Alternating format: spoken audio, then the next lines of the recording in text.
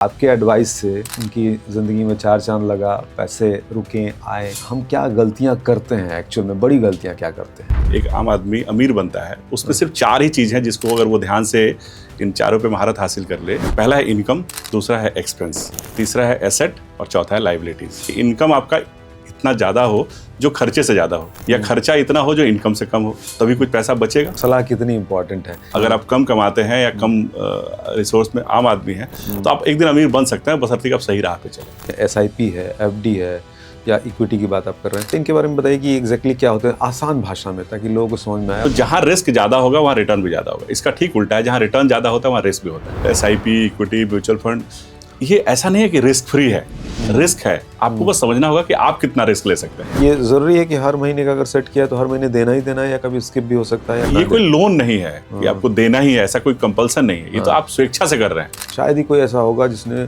Loan न लिया हो, जिसके ऊपर लोन न हो और 20-25 साल की देनदारी न हो। तो ये क्या सही तरीका है कि लोन लेना चाहिए या नहीं लेना चाहिए? लोन खराब चीज़ नहीं है, लोन एक ऐसी फैसिलिटी है। अगर उम्र किसी की ज़्यादा हो गई है, मान लीजिए कि मैं कहूँ 50 की उम्र हुई, तो उस समय भी क्या वेल्थ बन सकती है? ऐसी प्लानिंग हो सकती है या फिर? इट्स नेवर टू लेट, कभी भी बन सकता है। 25 साल वाले के पास 50,000 में से 20,000 बचाने का ऑप्शन होता है। 50 साल वाले के पास इनकम ज़्यादा होती है, तो उसके पास टाइम कम है, तो वो अपना पैसा बढ़ा सकता है। तो लोन के साथ लोग ये जो इंश्योरेंस लेते हैं वो ठीक है या वो मार्केटिंग है? देखिए, इंश्योरेंस एक जरूरत है। बैंक अपने आप को सिक्योर करने के लिए आपको एक इंश्योरेंस देता है कि आपका इंश्योरेंस 70 लाख का एक इंश्योरेंस ले लीजिए, ताकि आपको कल कुछ होगा तो ये 70 लाख बैंक को पे हो जाएगा। टैक्स बचाने में लोग कहाँ गलती करते हैं? टैक्स भी बचाना एक मिडिल क्लास के लिए बड़ा सिर दर्द है। अब हिंदुस्तान में कमाना है तो आपको टैक्स तो देना पड़ेगा। मेडिक्लेम और टर्म इंश्योरेंस, इसके बारे में बताइए। इंश्योरेंस आपकी जरूरत है। कहते हैं पैसे से मतलब रिश्ते निभते हैं, और पैसे ना होना तो लोग रिश्ते तोड़ देते हैं।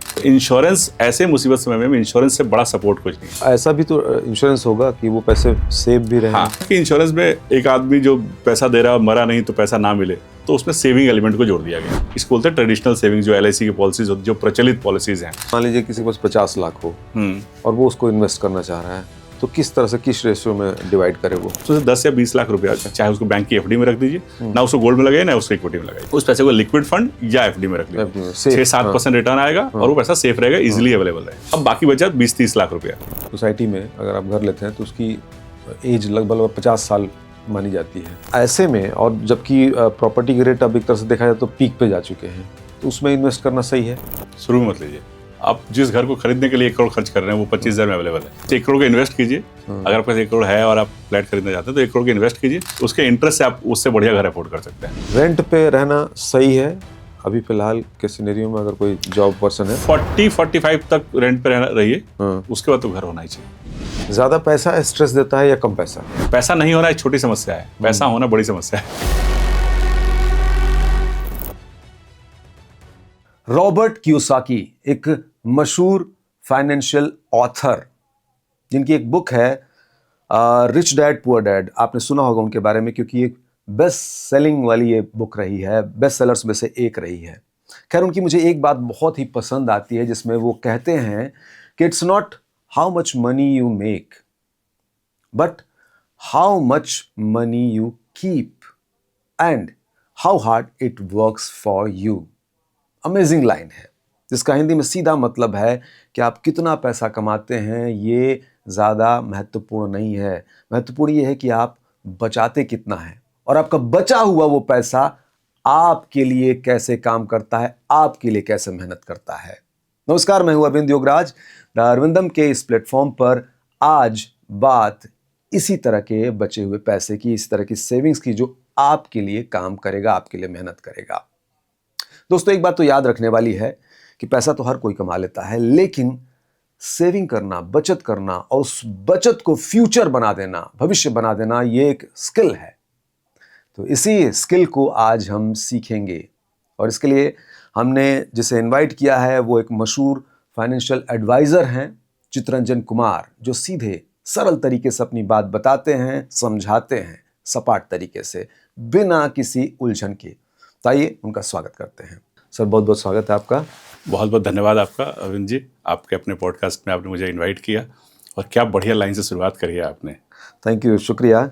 ये एक्चुअल सच्चाई है पूरी तरह से, और हम सब कहीं ना कुछ लैक करते ही हैं, जिसकी वजह से पैसा हमारे में हाथ में आता तो है, लेकिन रेत की तरह फिसल भी जाता है, तो उसे ही पकड़ना है, और इसमें आप पारंगत हैं। तो हम चाहेंगे कि आप इस बारीकियों को ज़रा समझाएं, बताएं, और शुरुआत हम इसी से करते हैं कि या तो आप कोई ऐसी रियल स्टोरी बताइए कि आपके एडवाइस से उनकी जो है उनकी ज़िंदगी में चार चांद लगा, पैसे रुके आए, या फिर हम क्या गलतियां करते हैं, एक्चुअल में बड़ी गलतियां क्या करते हैं। तो रॉबर्ट कियोसाकी का जी का नाम लिया आपने जी। और उन्होंने एक दूसरी रिच डैड पुअर डैड सब जानते हैं। हाँ हाँ। उसके बाद उन्होंने एक अगली बुक लिखी, उसका नाम था कैश फ्लो क्वाड्रेंट। अच्छा। हाँ, और इन दोनों बुक में एक उन्होंने थ्योरी दिया है। हाँ। पैसे में चार ही चीज़ है, मतलब अगर आप अमीर बनते हैं, एक आम आदमी अमीर बनता है, उसमें सिर्फ चार ही चीज़ है जिसको अगर वो ध्यान से इन चारों पे महारत हासिल कर ले या चारों को समझ ले तो बहुत अमीर बन सकता है। पहला है इनकम, हाँ। दूसरा है एक्सपेंस, तीसरा है एसेट और चौथा है लाइबिलिटीज। हाँ। आप पैसा कितना कमाते हैं, कितना खर्च करते हैं। ठीक। पैसा कुछ बचेगा तभी तो इन्वेस्ट करेंगे। बिल्कुल। तो जो बचा हुआ पैसा है, तो ये अब इसके बीच जो समझने वाली बात है कि इनकम आपका इतना ज़्यादा हो जो खर्चे से ज़्यादा हो, या खर्चा इतना हो जो इनकम से कम हो, तभी कुछ पैसा बचेगा। एग्जैक्टली। जब पैसा बचेगा तो उसको या तो आप एसेट में बनाएंगे या लाइबिलिटीज बनाएंगे। हाँ। तो एक नौजवान आदमी जब पैसा कमाता है और पैसा थोड़ा बचता है तो वो कार खरीदता है। हाँ। कार घूमने फिरने के लिए खरीदता है, मौज मस्ती के लिए खरीदता है। वो कार उसके लिए लाइबिलिटीज बन जाती है। क्यों? क्योंकि उसके अगली बार ईएमआई देनी है।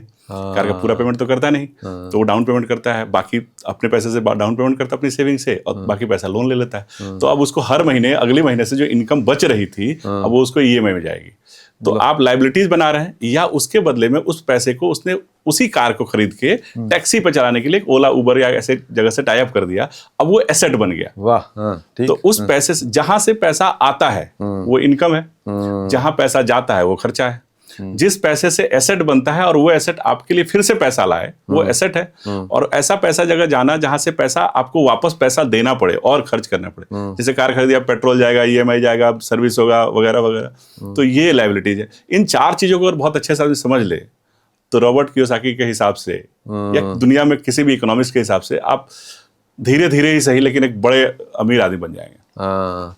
अमीरी थोड़ी मतलब लंबी प्रक्रिया है। अगर आप कम कमाते हैं या कम रिसोर्स में आम आदमी हैं तो आप एक दिन अमीर बन सकते हैं, बशर्ते कि आप सही राह पे चले। तो मतलब कोई ऐसी जरा मोटिवेशनल इंटरेस्टिंग स्टोरी भी आप बताइए। आपने तो बहुत इतने सालों से, मुझे लग रहा है 23 साल आपने बताया, 23 साल से इस फील्ड में हैं जी। तो कोई ऐसी स्टोरी, कोई ऐसा क्लाइंट जिसका वो गलत डायरेक्शन में जा रहा था और आपने राह दिखाई और वो सही जगह पहुंचा? ऐसी हजारों कहानियां हैं मुझे, लेकिन मैं एक बहुत ही मध्यम वर्ग के एक महिला की कहानी बताता हूँ आपको। मेरे साथ जो मुझे बड़ा, मैं अक्सर अपने दोस्तों को उनसे मोटिवेट कराता हूँ, उनसे मिलवाता हूँ, उनसे बताता हूँ। तो वो एक आम नौकरी करती हैं, बहुत मिडिल क्लास आदमी है, सिंगल मदर है, उनकी एक बेटी थी और उसकी शादी करनी थी उनको, और उनको इस शहर में घर खरीदना था। तो जब मैं उनसे पहली बार मिला तो इंश्योरेंस सेविंग्स के सिलसिले में, तो मैंने उनको कुछ इंश्योरेंस सेविंग के कुछ प्लान्स बताए, उन्होंने कुछ शुरू किया और हम लोग बीच बीच में जब कभी ज़रूरत पड़ती थी मैं मिलता था। तो मैंने उनको एक दिन म्यूचुअल फंड के बारे में बताया कि आपको म्यूचुअल फंड में निवेश करना चाहिए। तो उन्होंने कहा बताइए ये क्या होता है। तो मैंने लगभग 40-45 मिनट तक पेपर पे कई सारे ग्राफ और कई सारे पिरामिड्स बना के उनको समझाया कि इक्विटी मार्केट क्या होता है, सेविंग्स क्या होता है, इन्वेस्टमेंट क्या होता है, सेविंग और इन्वेस्टमेंट के बीच का फ़र्क क्या होता है। 40-45 मिनट सुनने के बाद उन्होंने मुझे कहा चित्रंजन जी, मुझे आपने जो भी कहा मुझे समझ तो कुछ भी नहीं आया, पर इतना समझ में आ गया कि आपको समझ में आता है। अच्छा। तो आप मुझे बताइए करना क्या है। तो मैंने कहा आप पैसे कैसे बचाती हैं। तो उन्होंने कहा कि जब मेरे पास पैसे इकट्ठे होते हैं 1-2 लाख, तो मैं बैंक में जाके एफडी कर देती हूँ। तो मैंने कहा अगली बार से जो आपके पास 1 लाख या 2 लाख इकट्ठा हो और आप एफडी करने जा रही हो, तो आप एफडी करने जाने के बजाय मुझे फ़ोन करिएगा। तो उन्होंने कहा ठीक है। तो 2-3 दिन बाद उनका फ़ोन आया कि कुछ पैसे तो अभी भी हैं, इसको निवेश कर सकते हैं हम लोग। तो मैंने उस 2 लाख रुपए से, 2 लाख रुपए थे और 2 लाख रुपए सेविंग शुरुआत करी। 2-4 महीने बाद फिर उनके पास इकट्ठा हुआ। अब उनका एम था मतलब पैसे इकट्ठा करना। मैंने उनको वो 40-45 मिनट में जो प्रेजेंटेशन दिया था, मैंने बताया कि आप बहुत अमीर बन सकते हैं, क्योंकि हर आदमी को हम लोग मतलब मोटिवेट करते हैं, बताते हैं, समझाते हैं कि अगर आदमी सही राह पे रहे तो बहुत कुछ कर सकता है। तो उन्होंने 2-3 बार मुझे फ़ोन किया, 1-1 लाख 2-2 लाख करके इन्वेस्ट किया। फिर मैंने उनको बोला कि आप बार बार फ़ोन करती हैं और बार बार ये मुझे आना पड़ता है और ये करता है, क्यों ना आप इसको मंथली SIP कर लें। तो उन्होंने कहा ये SIP क्या होता है। तो मैंने फिर से वही कहानी सुनाई। उन्होंने फिर से कहा कि मुझे समझ नहीं आया, लेकिन मैं इरेगुलर इनकम है मेरी, मैं फिक्स इनकम तो नहीं कर सकती, आप 10-20 हज़ार महीने का कुछ कर सकते हैं। हाँ हाँ हाँ। तो मैंने कहा ठीक है, आप 6 महीने में 2 लाख रुपए देती हैं, 1 लाख देती हैं, उससे अच्छा महीने का 10 या 20 हज़ार का SIP कर लीजिए। तो उन्होंने कहा ठीक है, आप SIP कर दीजिए। तो मैंने 10,000 रुपये की SIP करी थी। और कैन यू इमेजिन, उनकी पिछले साल 2 साल पहले उनकी बेटी की शादी हुई, बड़े ग्रैंड तरीके से शादी करी। शादी में लगभग 25-30 लाख का खर्च आया। उस खर्च करने के बाद भी आज भी उनके पास लगभग 50 से 60 लाख का पोर्टफोलियो है। अच्छा। और उसमें से मुझे लगता है कि उन्होंने 17-18 लाख रुपए इस पूरे पिछले 6-7 सालों में बचाया है उन्होंने। तो बताइए आपकी एक सलाह तो कितनी काम उनकी आई? बेटी की शादी, जो 2 उनके गोल थे, एक तो बेटी की शादी करना और दूसरा उनका घर खरीदना। वो आज किसी भी इस शहर में मतलब एक 2 BHK फ्लैट तो एक 1 BHK या 2 BHK फ्लैट ले सकती हैं, जो उनके रहने के लिए पर्याप्त है। अभी उन्होंने जब 50-60 लाख रुपए इकट्ठा हो गया है, बन गया है 60 लाख का पोर्टफोलियो, तो उन्होंने कहा कि इसको निकाल लेते हैं, घर खरीद लेते हैं, दूसरा गोल भी पूरा हो जाएगा। मैंने कहा दूसरा गोल तो पूरा हो जाएगा। आप देखिए, यही छोटी सी डिफरेंस, छोटी सी एक सलाह कितनी इंपॉर्टेंट होती है। मैंने कहा 60 लाख निकाल के आप घर खरीद लीजिएगा, लेकिन कल फिर काम पे जाना पड़ेगा ताकि आप घर चला सकें। घर तो होगा आपके पास, लेकिन घर चलाने के लिए, पैसे के लिए आपको फिर से काम करना पड़ेगा। तो कहते हाँ, वो तो करना ही पड़ेगा। मैंने कहा नहीं, इस 60 लाख को अगर आप SWP में कन्वर्ट कर दें तो इस पोर्टफोलियो पे आपको लगभग 14-15% का रिटर्न आता है। हम मानते हैं कि 12% भी अगर आगे आया तो 60 लाख पे 12% का रिटर्न हुआ लगभग 7,20,000 हर साल बढ़ेगा। मतलब महीने का अगर डिवाइड करें इसको तो 12 महीने में तो हर महीने 60,000 बढ़ेगा। तो अगर महीने का हम 35 से 40,000 निकाल लें तो आप जिस घर में रहते हैं उस घर का रेंट भी दे पाएंगी और आप घर भी अच्छे से चला पाएंगे। मतलब आप घर खरीदे नहीं, जिस घर को आप खरीदना चाहते हैं उसको रेंट आउट कर लें, उसको रेंट पे ले लें, तो आपका 18 से 20 हज़ार का रेंट है उनके घर का, और 20,000 और 20,000 लगभग घर चलाने के लिए चाहिए, बेसिक नीड्स के लिए। तो इस 60 लाख से उनको हर महीने 40,000 इनकम आएगी। 40,000 निकलेगा, साल भर में कितना निकलेगा? 4,80,000, जो कि 60 लाख का 8% हुआ। ठीक। और पोर्टफोलियो रिटर्न दे रहा है 14%। हमें सेबी कहता है कि आप 12.6 से ज्यादा नहीं बताना चाहिए आपको। तो हम 12.6 से ज्यादा नहीं बताएंगे। ये पास्ट परफॉर्मेंस था उनका जो आया है। तो अगर 12% का भी रिटर्न आए तो 7,20,000 बढ़ रहा है और 4,80,000 वो निकाल रही है, तो ये 60 लाख बढ़ता भी रहेगा, वो घर में भी रह पाएंगी। और फिर जब ये 60 लाख 2 करोड़ हो जाएगा तो एक 60-70 लाख का घर भी खरीद लेंगे। तो एक जगह नहीं रखना चाहिए, डाइवर्सिफाई करना चाहिए इसके लिए। तो वो एक रियल स्टोरी है, जो एक आदमी जिसको बैंक खाता खुलवाने के लिए उसने सिग्नेचर की प्रैक्टिस करी थी, वो आदमी भी करोड़पति बन सकता है। बन सकता है। बताइए, मतलब सलाह कितनी इंपॉर्टेंट है। क्या कराया था आपने जब वो घर खरीदने के लिए कह रही थी? तो SWP बताया, हालांकि अभी नहीं किया है, अभी क्योंकि वो कमाती हैं। तो मैंने कहा अभी आप इसमें जोड़िए, 60 लाख से सेटिस्फाई मत होइए। हम लोग जिस रफ्तार से चल रहे हैं, ये जितना हम कंट्रीब्यूशन कर रहे हैं, जैसे मार्केट चल रहा है, हम हो सकता है अगले 4 साल में हम इसको 1.5 से 1.5 करोड़ के आसपास पहुंचा दें, या 1.5 करोड़ नहीं तो उनसे 1-1.25 करोड़ तो बन ही जाएगा, क्योंकि वो थोड़ा बहुत बीच बीच में डालती भी रहती है, क्योंकि बेटी की शादी हो गई तो रेस्पॉन्सिबिलिटी कम हो गई है। तो अब हम और थोड़ा पैसा डालते हैं, और जब जब मार्केट नीचे होता था हम उसे टॉपअप भी करते रहते हैं। तो ये एक बहुत ही सटीक एग्जाम्पल है एक आम आदमी के करोड़पति बनने की। वैसे तो बहुत सेलिब्रिटी क्लाइंट है जिनके करोड़ों के पोर्टफोलियो हैं, लेकिन ये एक ऐसा आदमी जिसको SIP, mutual fund, equity market के बारे में बिल्कुल जानकारी नहीं है, वो आदमी बना सकता है। तो अगर आप सही मार्गदर्शन में हैं, सही आदमी के एडवाइस ले रहे हैं, तो आप छोटे पैसे से भी बड़ा पैसा बना सकते हैं। तो जो इस तरह के और तरीके हैं, जैसे SWP के बारे में बताया आपने, SIP है, FD है, या इक्विटी की बात आप कर रहे हैं, तो थोड़ा थोड़ा इनके बारे में बताइए कि एग्जैक्टली क्या होता है, आसान भाषा में, ताकि लोगों को समझ में आए, और कौन सा बेटर होता है। SIP की तरफ जाना चाहिए? SIP का बड़ा नाम आता है। सब कुछ बेटर होता है, हर चीज़ अच्छा है दुनिया में, कोई भी चीज़ खराब भगवान ने बनाई नहीं। ठीक। और जो लोगों ने भी सिस्टम बनाया वो खराब नहीं, बस किस चीज़ की आपकी ज़रूरत है। अगर आपको चूहा मारना है तो आपको पॉइजन आपके लिए वो सबसे अच्छा हथियार है, बट वो पॉइजन हमारे लिए शायद नुकसानदायक है। तो आप क्या करना चाहते हैं उसके ऊपर चीज़ की उपयोगिता होती है। तो कोई भी दुनिया में कोई भी इंस्ट्रूमेंट खराब नहीं है, सब इंस्ट्रूमेंट ठीक है, बस उसकी उपयोगिता अलग अलग है। आपके पास पैसे हैं तो आप घर में रखते हैं, तो वो सबसे सेफ है। आपने बचपन में पढ़ा होगा, low risk low return, high risk high return, no risk no return. ठीक ठीक। आपने पैसे कमाए और थोड़े पैसे बचाए, और आपने पैसे अपने घर में रखे हुए हैं, मतलब अपने जेब में रखे हैं, तो आपका पैसा सबसे सुरक्षित है। कोई रिस्क नहीं है, उसमें कोई रिटर्न भी नहीं मिलेगा। वो आज अगर 100 का नोट आपकी जेब में है या 500 का नोट जेब है, अगर 10 दिन बाद खोलेंगे तब भी वो 500 ही होगा, ना घटेगा ना बढ़ेगा। आपने उस पैसे को लेकर बैंक में रख दिया, अब वो पैसा आपसे थोड़ी दूर हो गया, ठीक है, तो उसमें हो सकता है 2.5% 3% का एनुअल इंटरेस्ट मिलेगा। तो 6 महीने बाद जब बैंक स्टेटमेंट आएगा तो वो जो 1,000 रुपये होगा, वो हो सकता है 1,000 रुपये 102 रुपये या 100 रुपये बढ़ चुका होगा। अगर उसी को आपने FD कर दिया, फिक्स डिपॉजिट, की मुझे 1 साल तक नहीं निकालना है, 1 साल के लिए FD किया है, तो 1 साल के बाद आप निकालने जाएंगे तो 1,07,000 रुपये मिलेगा। उसी पैसे को आपने जाके इक्विटी मार्केट में कोई कंपनी का शेयर खरीद लिया, वो थोड़ा ज़्यादा रिस्की हो गया। शेयर मार्केट गिर भी सकता है, बढ़ भी सकता है, वो कंपनी कल बंद हो सकती है, तो इसमें आपका ज़्यादा रिस्क हो गया। लेकिन अगर वो कंपनी बढ़ी तो हो सकता है आपका पैसा 1 लाख का 1.5 लाख हो जाए साल में, या 3 साल में 1.5 लाख हो जाए। तो जहाँ रिस्क ज़्यादा होगा वहाँ रिटर्न भी ज़्यादा होगा। इसका ठीक उल्टा है, जहाँ रिटर्न ज़्यादा होता है वहाँ रिस्क भी होता है। तो आजकल कई बार लोग सोचते हैं कि SIP, इक्विटी, म्यूचुअल फंड, ये ऐसा नहीं है कि रिस्क फ्री है, रिस्क है। आपको बस समझना होगा कि आप कितना रिस्क ले सकते हैं। अगर आपकी उम्र ज़्यादा है, आपने पूरी ज़िंदगी काम करके पैसा बचाया और 60 साल की उम्र में आप पैसा निवेश करने जा रहे हैं, तो आप पूरा पैसा रिस्क में मत डालिए। लेकिन अगर आप 25 साल के हैं तो आपको रिस्क लेने से डरना नहीं चाहिए, आपको रिस्क लेना चाहिए। ऐसे भी एक फॉर्मूला है 100 माइनस एज। आपने पूछा था ना कि प्रिंसिपल, कुछ प्रिंसिपल सेम होते हैं सबके लिए। ठीक। तो इक्विटी में इन्वेस्ट करने का एक सबसे अच्छा फॉर्मूला है, प्रिंसिपल है 100 माइनस योर एज। मतलब आपकी उम्र को अपने 100 से घटा दीजिए, जितना बचता है उतना % आपका पैसा इक्विटी में होना चाहिए। मतलब अगर मैं 40 साल का हूं तो मेरा 60% पैसा, मेरे नेटवर्थ का, टोटल पैसे का 60% पैसा मैं इक्विटी में डाल रहा हूं, तो मैं बहुत ज्यादा रिस्क नहीं ले रहा हूं। तो जैसे से मेरी उम्र बढ़ रही है वैसे मेरा इक्विटी का एक्सपोजर घटना चाहिए। तो अगर कोई यंग आदमी है उसको ज्यादा पैसा इक्विटी में लगाना चाहिए।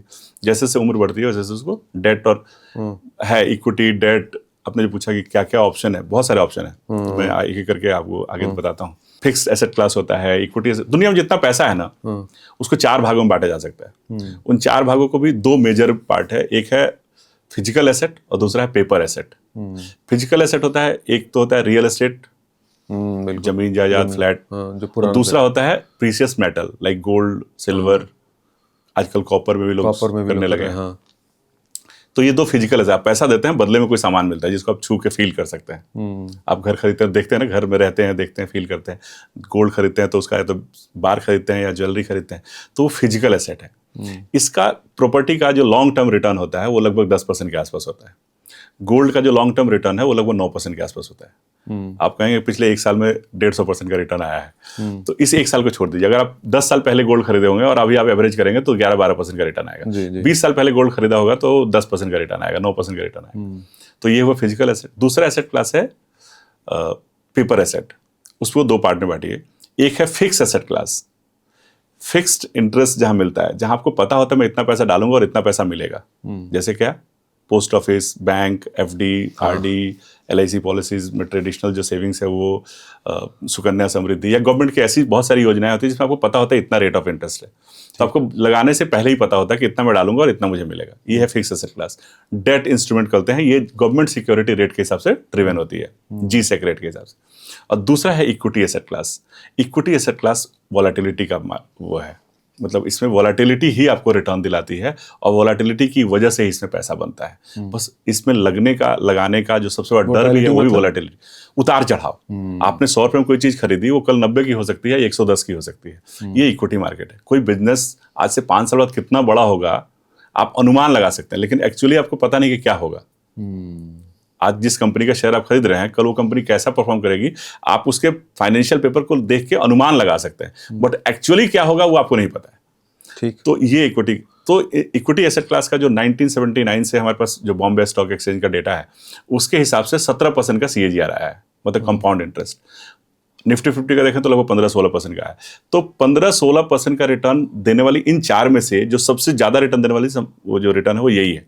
तो आजकल हर आदमी पूरा पैसा इधर लगा रहा है, ये भी सही नहीं है। यही मतलब इक्विटी में डायरेक्ट आप शेयर खरीद सकते हैं, जो स्टॉक खरीदना हुआ, और आप किसी इंस्टीट्यूशन के थ्रू लगा सकते हैं। इसको म्यूचुअल फंड बोलते हैं। इस सिस्टम को म्यूचुअल फंड बोलते हैं। म्यूचुअल फंड में हर महीने पैसे लगाने के सिस्टम को SIP बोलते हैं। SIP just mode of payment.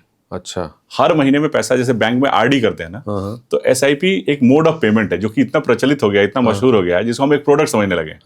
हम किसी को मिलते हैं तो बोलते हैं उस SIP के बारे में बताते हैं, तो बोलते हैं कि अच्छा म्यूचुअल फंड क्या होता है। बोले SIP म्यूचुअल फंड ही है। म्यूचुअल फंड में हर महीने लगाने के सिस्टम को SIP बोलते हैं, systematic investment plan. Mutual fund में मैं सिस्टमेटिक तरीके से पैसे कैसे लगाऊं।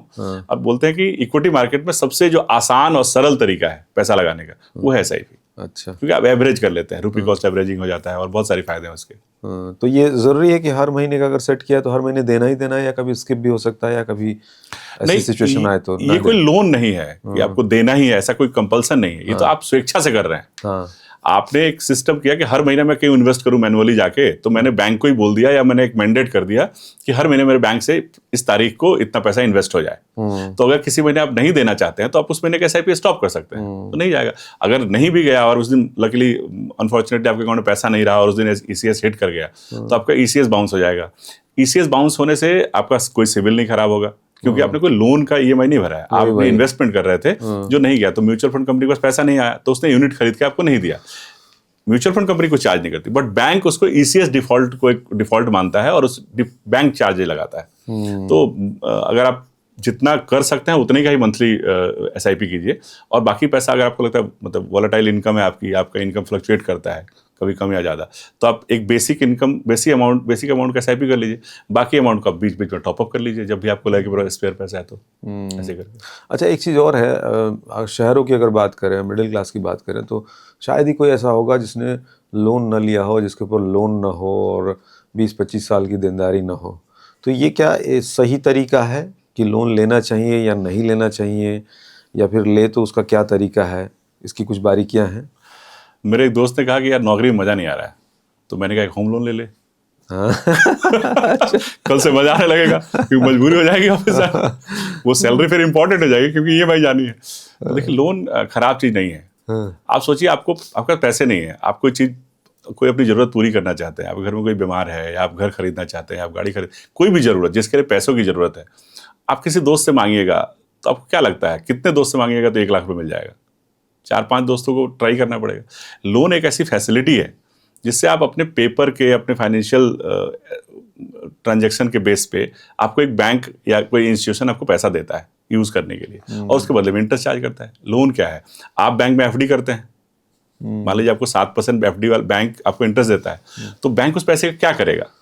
बैंक किसी न किसी को देगा जिससे 8% कमा के आपको 7% वो भी बिजनेस ही है उसके लिए। तो ये डेट इंस्ट्रूमेंट ऐसे चलता है, इसको डेट क्लास बोलते हैं, DEBT।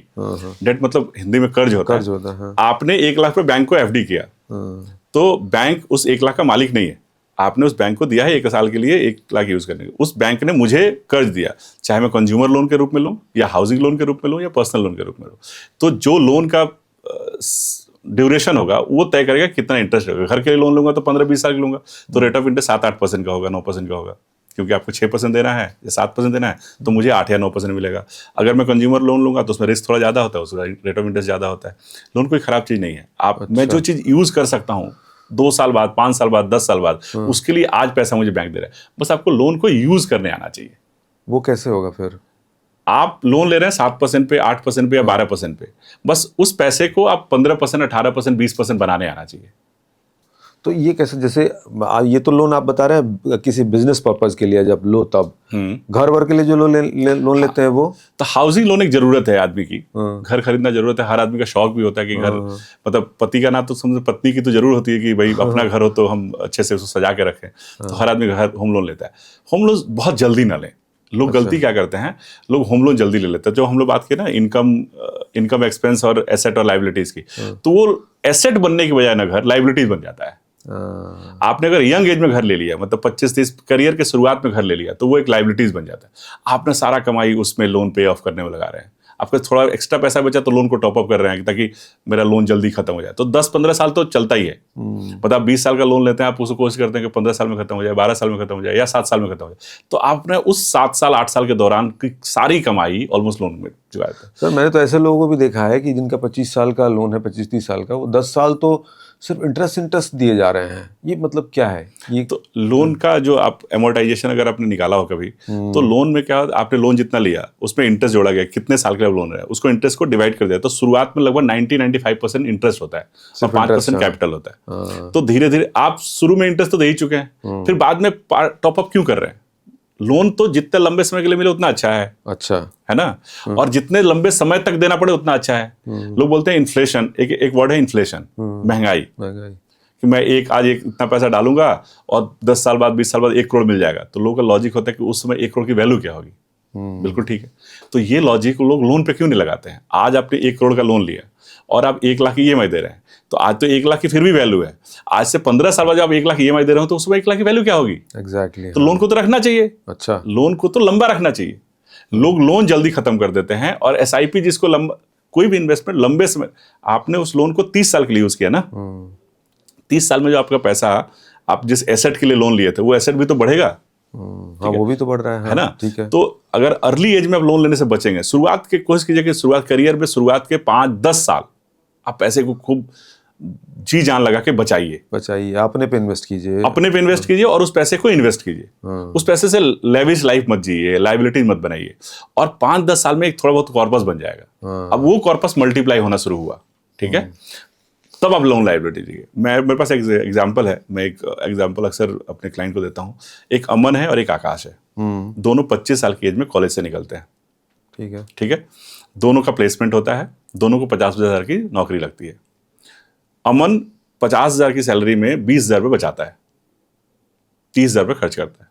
आकाश 50,000 की सैलरी को में भी कम पड़ जाता है, उसको जिंदगी जीनी है उसको, तो वो खर्च करता है, वो नहीं बचाता है, बोलते बाद में बचा लेंगे। 10 साल तक दोनों अलग अलग शहर में हैं और दोनों अपनी जिंदगी जी रहे हैं। अमन हर महीने 20,000 बचा रहा है, साल के 2,40,000 बचा रहा है, और 10 साल में उसने 24 लाख बचा लिया है, ठीक है। आकाश 10 साल के बाद दोनों का एक रीयूनियन होता है, दोनों वापस मिलते हैं 35 साल की उम्र में। अमन अपनी कहानी बताता है, आकाश अपनी कहानी बताता है। अमन कहता है, अमन की बातें सुनकर आकाश कहता है, यार तू 50,000 की सैलरी में 30,000 में कैसे जी पाता है, 20,000 कैसे बचा लेता है, बड़ी मुश्किल से जिंदगी जी रहे होगा। बोलता है हाँ, मैं थोड़ा खर्चे काटता वाटता हूँ और 30,000 में किस तरह से जिंदगी जी रहा हूँ। आकाश, वो बोलता है आकाश से, तू कैसे 50,000 तू क्यों उड़ा देता है, क्यों खर्च करता है? बोला जिंदगी एक बार मिली है यार, बार बार थोड़ी मिली है जिंदगी, एक बार मिली है, एक बार जीनी है, अच्छे से जिएंगे। बहुत सारे लोग ऐसा कहते हैं। हैं। तो वो बोलता है कि दोनों एक दूसरे से बहुत प्रभावित होते हैं। आकाश को अमन की बचत की आदत अच्छी लगती है, अमन को आकाश की लाइफस्टाइल अच्छी लगती है। और ये हमेशा आप देखते हैं, आप देखते होंगे, हमेशा हमें दूसरे की चीज ज्यादा अच्छी लगती है। तो दोनों अपने घर वापस लौटते हैं। अमन से आकाश प्रभावित है, आकाश से अमन प्रभावित है, दोनों एक दूसरे की आदत अडॉप्ट कर लेते हैं। अमन उस दिन से बचाना बंद कर देता है। अच्छा, 35 साल की उम्र है, उस दिन से बचाना बंद कर देता है। बस जो उसने इन्वेस्ट किया था उसको छोड़ देता है, मतलब उसको टच नहीं करता, वो बचाना बंद कर देता है। अब दोनों की सैलरी 1 लाख हो गई है, ठीक है। अब ये 1 लाख पूरा खर्च कर रहा है। आकाश अमन से प्रभावित होता है और आकाश 20,000 बचाना शुरू करता है। अब उसकी सैलरी भी 1 लाख हो गई है, वो 80,000 खर्च करता है, 20,000 बचा रहा है। 60 साल की उम्र में रिटायरमेंट पे, जस्ट लेट्स इसको थोड़ा कैसे करते हैं, रिटायरमेंट पे कितना पैसा होगा किसके पास, आप जरा जोड़िए। अमन ने 25 से 35, 10 साल में 1,20,000 महीने के हिसाब से 2,40,000 साल का, 10 साल में 24 लाख बचाया, ठीक है। आकाश ने 35 साल से लेकर 60 साल तक हर महीने 20,000 इंटू 25 साल 60 लाख बचाया।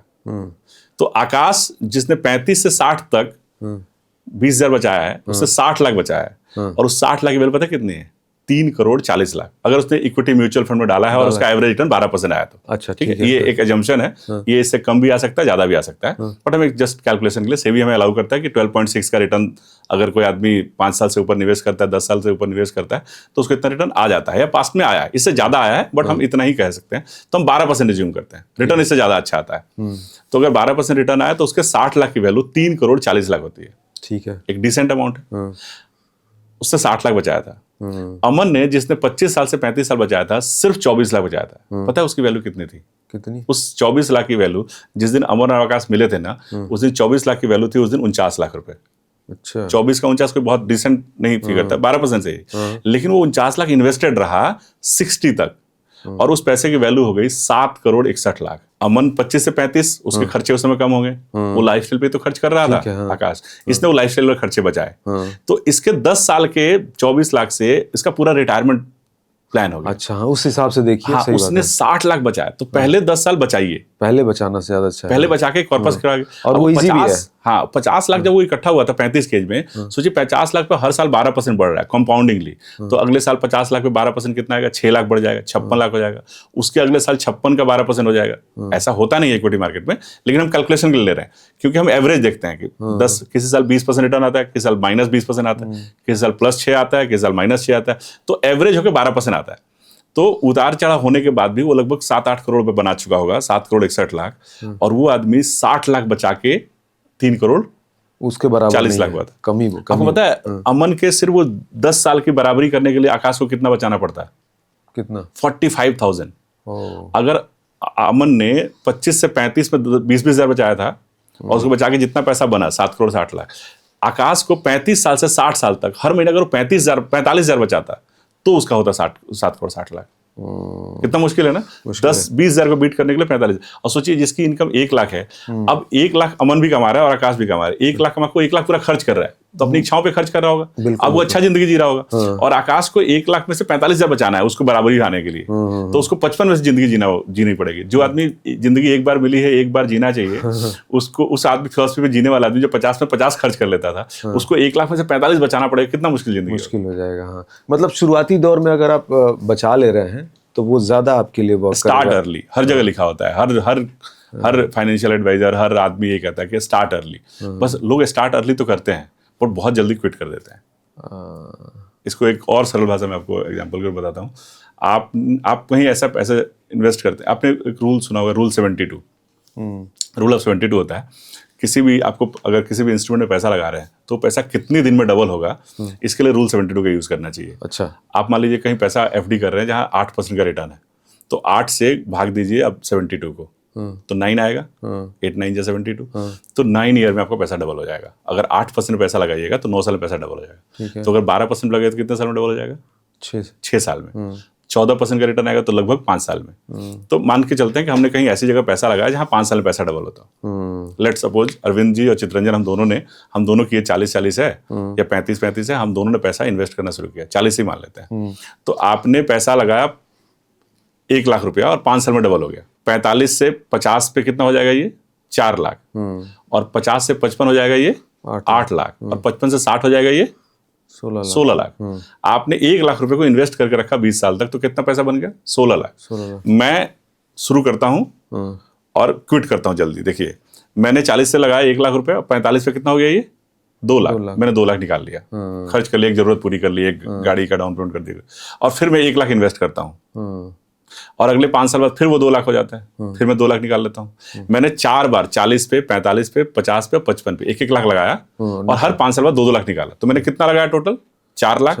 और निकाला कितना? 8 लाख। तो मैंने 4 लाख लगा के सेम जगह पे, सेम इंस्ट्रूमेंट यूज करके मैंने 4 लाख लगाया और 8 लाख निकाला। आपने 1 लाख लगाया और 16 लाख।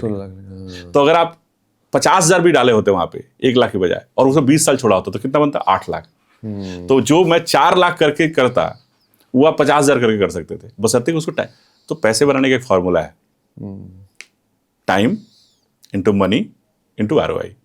कितना समय है आपके पास, कितना पैसा है आपके पास, और किस रेट ऑफ इंटरेस्ट पे लगा रहे हैं आप, मतलब किस माध्यम से पैसा लगा रहे हैं। तो अगर आप, पैसा तो आपका लिमिटेड है, समय भी, मतलब आपको उम्र से पता है कितना समय है, और ROI आप तय नहीं कर सकते। इक्विटी मार्केट का रिटर्न इक्विटी मार्केट तय करेगा, या बैंक का इंटरेस्ट रेट बैंक तय करेगा। तो आपको पास या तो पैसा ज्यादा बढ़ा दीजिए तो कम समय में भी काम हो जाएगा, या पैसा कम है तो समय बढ़ा दीजिए। समय बढ़ाने के लिए आपको जल्दी शुरुआत करना है। आपने जो एग्जांपल दिया अभी, उसमें अगर कोई व्यक्ति, आपने बताया कि 1 लाख लगाया और फिर 5 साल बाद फिर वो 2 लाख हुआ तो निकाल लिया, अधिकांश लोग यही करते हैं। तो उसकी एक बड़ी वजह ये भी होती है कि कुछ इमरजेंसी आ गई, कुछ ऐसी ज़रूरत पड़ गई, तो उसको भी तो मैनेज करना ज़रूरी है। और मुझे लग रहा है इंश्योरेंस वगैरह जो होता है वो भी लेना चाहिए, ताकि कभी इस तरह कोई इमरजेंसी आए तो आप उसको मैनेज कर पाएँ। और बिल्कुल ठीक है आपने, तो वो उसके बारे में थोड़ा बताइए क्या। तो इसी में रोल आता है फाइनेंशियल प्लानिंग का। ये तो हुआ इन्वेस्टमेंट, क्या पैसा डालिएगा, आपको ऐसा बोलेगा 60 साल पे मैं इस पैसे लेकर करूंगा क्या? मेरे बच्चों की पढ़ाई बीच में आएगी, मेरे घर में बेटी की शादी आएगी, मेरे घर में बहन की शादी आएगी, और बहुत सारी तमाम जरूरतें हैं, मुझे घूमना है, गाड़ियां खरीदनी है, घर बनाना है, इतनी सारी चीजें करनी है। तो मैं 20 साल तक थोड़ी इन्वेस्ट करके रखूंगा सिर्फ पैसा 16 लाख देखने के लिए। ये तो पैसा है हमारे यूज के लिए, तो आपको प्लानिंग करनी चाहिए। उस पैसे को, जो 1 लाख था आपके पास, या महीने का जो 20,000 बचा रहे हैं, उस बचाने को गोल में डिवाइड करना चाहिए। आपको गोल बनाना चाहिए, फाइनेंशियल गोल बनाना चाहिए कि आपको किस किस समय पैसा चाहिए। तो एक आदमी का फाइनेंशियल गोल क्या हो सकता है? सबसे दूर वाला फाइनेंशियल गोल क्या हो सकता है? Retirement plan. हाँ, उसके लंबे से शुरू कीजिए। लोग गलती करते हैं, पहले से शुरू करते हैं, सबसे शॉर्टेस्ट वाला उनको दिखता है। तो वो 2 तरह का, आंख में जो दृष्टि होती है उसको नजर बोलते हैं, और जो मतलब 10 साल 20 साल तो दिख नहीं सकता आपको, उसको दूरदृष्टि बोलते हैं। दूरदृष्टि बोलते हैं, ठीक है। फोरकास्ट करना। तो आप विजुलाइज कीजिए कि आपको, आपके पिताजी को पैसों की कब कब जरूरत पड़ी थी, आपको भी वैसी ही जरूरत पड़ेगी, कमोबेश। ठीक है। आपके बच्चे जब होंगे, जन्म लेंगे, तब जब आपकी शादी हुई होगी तब पैसों की जरूरत पड़ी होगी, जब बच्चे होंगे तब पैसों की जरूरत पड़ी, उनकी पढ़ाई के जब लिए, बच्चे पढ़ने गए तब शादी के लिए, उनके हायर एजुकेशन के लिए, फिर उनकी शादी के लिए, फिर उनके करियर के लिए, ठीक। फिर आपके रिटायरमेंट के लिए, उसके बीच में आपको घर भी खरीदना है, ये गाड़ी भी खरीदनी है, घूमने फिरने भी जाना, तो ये सब गोल्स है। कौन कौन सा गोल कब कब आता है, तो एक लाइफ का चार्ट बनाइए अपनी उम्र के हिसाब से, अगले 60-70 जो एक लॉन्जिविटी मानते हैं कि 70, 75, 80, 85 तक मैं जिंदा रहूंगा, ये इस एज में आएगा। उस 1 लाख रुपए को एक ही जगह मत इन्वेस्ट कीजिए। उस 1 लाख को 20-20 हजार के 5 टुकड़े कीजिए, या 30-30 हजार के 3 टुकड़े कीजिए। एक लॉन्ग टर्म के लिए डालिए, लॉन्ग टर्म वाले को शॉर्ट टर्म के लिए मत छेड़िए।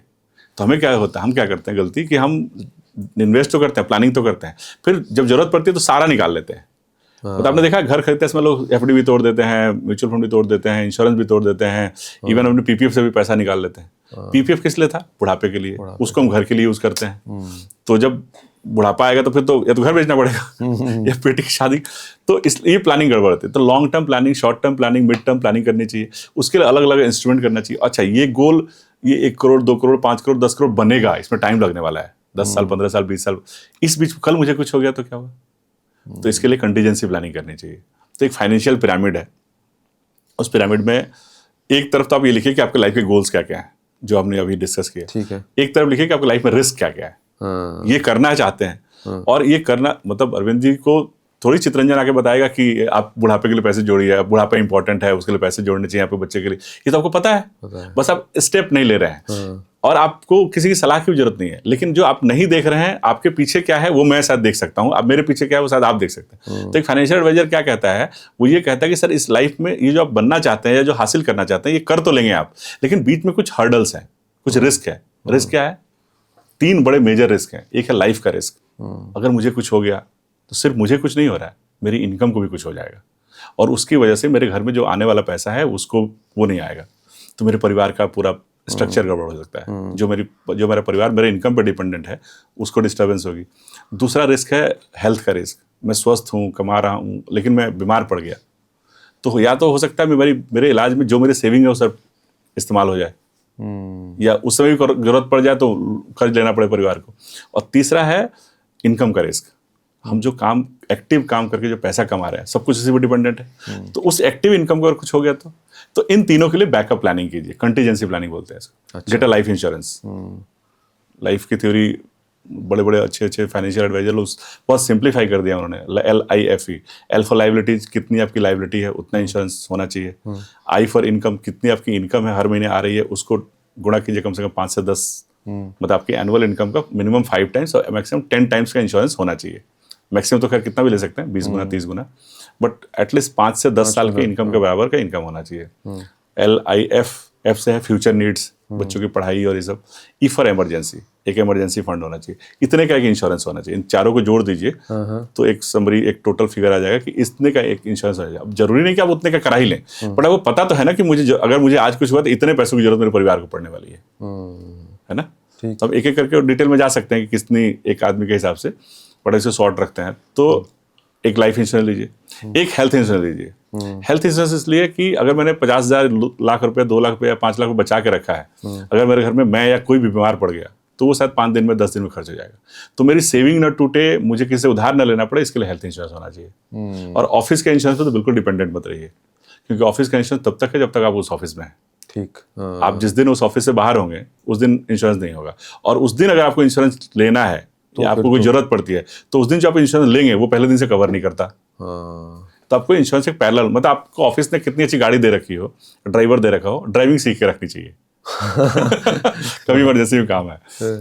लाइफ इंश्योरेंस, हेल्थ इंश्योरेंस और एक इमरजेंसी फंड, ये होगा कंटीजेंसी प्लानिंग। इसके बाद अपनी जीवन के लिए सेविंग्स, इन्वेस्टमेंट कीजिए, और इन्वेस्टमेंट में भी पहले लो रिस्क वाले इन्वेस्टमेंट कीजिए, ठीक है। उसके बाद मीडियम रिस्क वाला इन्वेस्टमेंट कीजिए, इक्विटी मार्केट वगैरह। और उसके बाद आता है स्पेकुलेशन, एक ऐसा इन्वेस्टमेंट जिसमें हाई रिस्क हो, हाई रिटर्न। जैसे किसी ने बोल दिया कि जेवर एयरपोर्ट पे जमीन मिल रही है, बड़े सस्ती मिल रही है, इतने में डालोगे इतना पैसा हो जाएगा।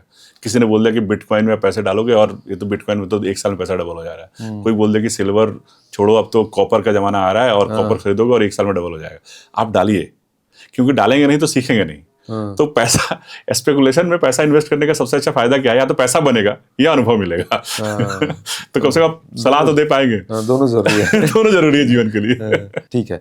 तो क्या एक ही सवाल ये भी आता है कि अगर उम्र किसी की ज़्यादा हो गई, मान लीजिए कि मैं कहूँ 50 की उम्र हो, तो उस समय भी क्या वेल्थ बन सकती है? ऐसी प्लानिंग हो सकती है या फिर बिल्कुल बन सकता है। It's never too late. अच्छा, कभी भी बन सकता है। 25 साल वाले के पास 50,000 में से 20,000 बचाने का ऑप्शन होता है। 50 साल वाले के पास इनकम ज्यादा होती है, तो उसका टाइम कम है, तो वो अपना पैसा बढ़ा सकता है। रेट ऑफ इंटरेस्ट चेंज नहीं कर सकता। इक्विटी मार्केट का रिटर्न तो उतना ही रहेगा जो 25 साल वाले के लिए या 50 साल वाले के लिए। लेकिन 50 साल वाले डिस्पोजेबल इनकम ज्यादा होती है। जैसे जब मैं यंग था तो मेरी सैलरी थी कुछ 3,000 रुपये जब मैंने नौकरी शुरू करी थी, और 3,000 में से मैं 200 रुपये बचाता था या 300 रुपये बचाता था, 10% 20%।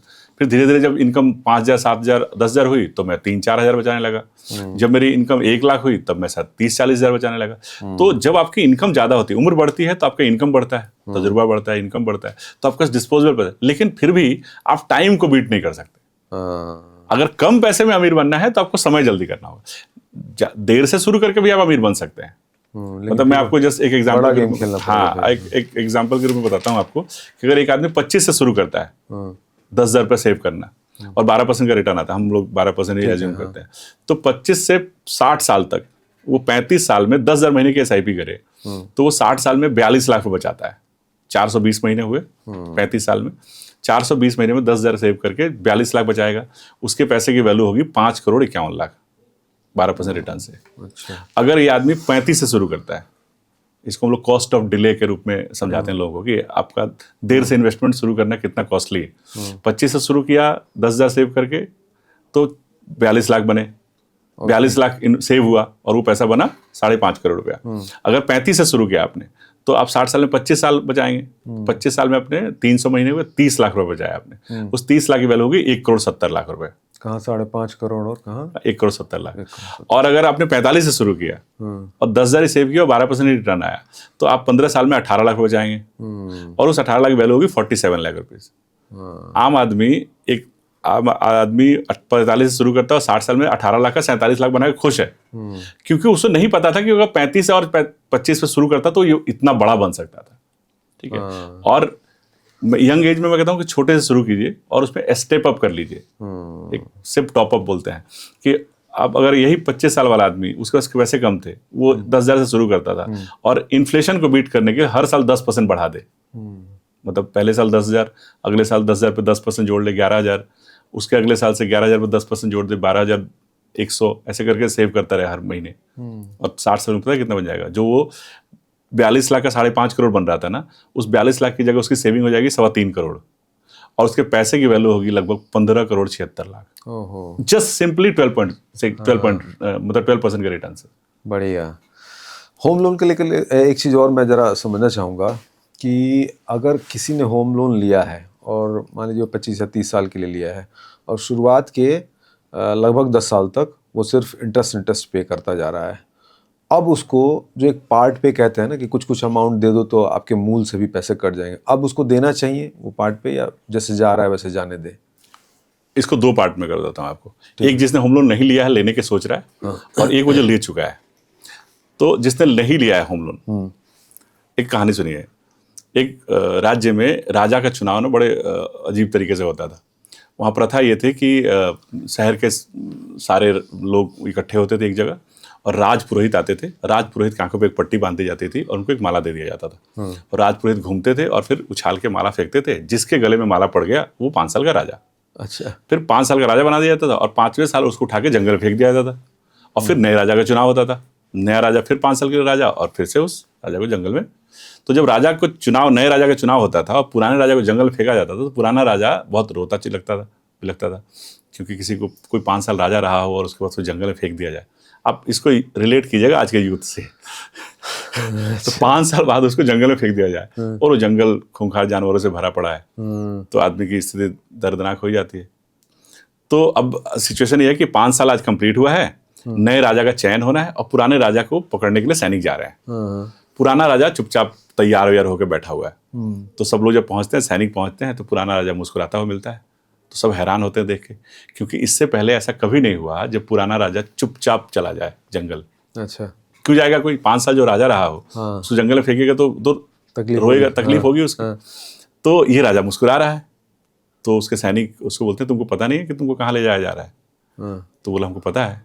तो बोला आपको जंगल ले जा रहे हैं और जंगल में फेंक देंगे, वहाँ बहुत जंगली जानवर है। बोला ये तुमको आज पता है? मुझे पहले से पता है, 5 साल पहले जब मैं राजा बना था तब से पता था। और पहले के राजा इसलिए रोते थे क्योंकि उनको वो 5 साल बाद की स्थिति को नहीं देखते। वो दूरदृष्टि वाली जो बात हमने करी ना, वो 5 साल बाद का नहीं सोचते थे। राजा बन गए, बस 5 साल ठीक है, भोग विलास ऐश करके जिया। मैंने 5 साल में क्या किया, इस 5 साल के बाद की प्लानिंग की थी पहले दिन से। जब मैं राजा बना था तो इस शहर के अच्छे अच्छे बिल्डर लोगों को उस जंगल में भेजा। बोला जंगल की सफाई करो और वहाँ एक नया नगर बसाओ। फिर अगले साल मैंने यहाँ के अच्छे अच्छे बिजनेसमैन, एजुकेशनिस्ट को भेजा कि वहाँ स्कूल, कॉलेज और बिजनेस सेटल करो। तीसरे साल में यहाँ के अच्छे अच्छे नागरिक को वहाँ की नागरिकता दी और वहाँ एक राज्य बसाया। और अगले पिछले 2-3 सालों में वहाँ मतलब एक सुंदर नगर बन गया। बस अब तुम चलो, और जब जा रहे थे तो वहाँ नगाड़े की आवाज सुनाई दे रही थी। तो बोले कि यहाँ से तो मैं जा रहा हूँ, यहाँ तो मैं 5 साल का राजा था, लेकिन जिस राज्य में मैं जा रहा हूँ वहाँ मैं जिंदगी भर का राजा हूँ। तो शुरुआत के जीवन में 5 साल ऐसा कुछ कर लीजिए कि बाकी की पूरी जिंदगी आराम से कट जाए। तो आते हैं लोन पे। अगर आपने लोन ले ही लिया तो आप रीपेमेंट मत कीजिए, क्योंकि वो लोन का रेट ऑफ इंटरेस्ट जो है ना, उस रेट पे आपको कहीं और लोन नहीं मिलने वाला है। अच्छा। आप सोचिए, आप बताइए होम लोन के अलावा आपको 8% पे कहाँ से लोन मिल जाएगा? नहीं मिलता, कहीं नहीं मिलता। तो वो 8% पे होम लोन मिलना एक लग्जरी है। अच्छा। और वो घर खरीदने के लिए सिर्फ मिल सकता है। तो आपने ले लिया है। अब उस पैसे से जो अभी आपका पैसा बच रहा है, उस लोन तो बल्कि मैं कहता हूँ 20 साल की जगह 30 साल का लीजिए, क्योंकि आपका EMI कम हो जाएगा। तो जो पैसा बचता है स्पेयर, उसको लोन रीपे करने के बजाय उस पैसे को इन्वेस्ट करना शुरू कीजिए। अच्छा। आप मान लीजिए अपने 50 लाख का लोन लिया और 50,000 की EMI दे रहे थे या 45,000 की EMI दे रहे थे। आपके सब 2 लाख बच गया, तो अब क्या करते हैं? 2 लाख जाके पे करते हैं ताकि मेरा लोन का खत्म हो जाए। 1-2 साल का टेन्योर कम हो। और धीरे धीरे कम करते करते 12 साल 13 साल में खत्म करने की कोशिश करते हैं। इसको मत कीजिए, इस पैसे को आप इन्वेस्ट कीजिए। क्योंकि आप जो पैसा इन्वेस्ट कर रहे हैं, बस ये ढूंढिए कि आपका जो इन्वेस्टमेंट है ये लोन से ज्यादा रिटर्न दे। भाई 8% लोन फिक्स है, ये तो पता है आपको 8% देना है। तो आपका जो इन्वेस्टमेंट है वो 12%, 15%, 18% वाला होना चाहिए। तो ऐसी जगह इन्वेस्ट कीजिए। लॉन्ग टर्म में आप mid cap, small cap type की चीजों में इन्वेस्ट कर सकते हैं। शॉर्ट टर्म के लिए लार्ज कैप या हाइब्रिड फंड में इन्वेस्ट कर सकते हैं। इक्विटी मार्केट में बहुत तरह के फंड्स होते हैं। तो अगर आपने 12% या 14% वाली जगह इन्वेस्ट किया, तो ये 2 लाख पे एक्स्ट्रा आपने लोन में डालना था, जिससे आपका टेन्योर कम होता है, उससे जगह आप 2 लाख इन्वेस्ट कर दिया आपने। ऐसे 2-2 लाख इन्वेस्ट कर करके यहाँ बना लीजिए 50 लाख। 50 लाख तो पे करना ही था ना आपको, EMI पे करके। तो ये 50 लाख आप अगले 5, 7, 10 साल में पे कर दीजिए। ठीक।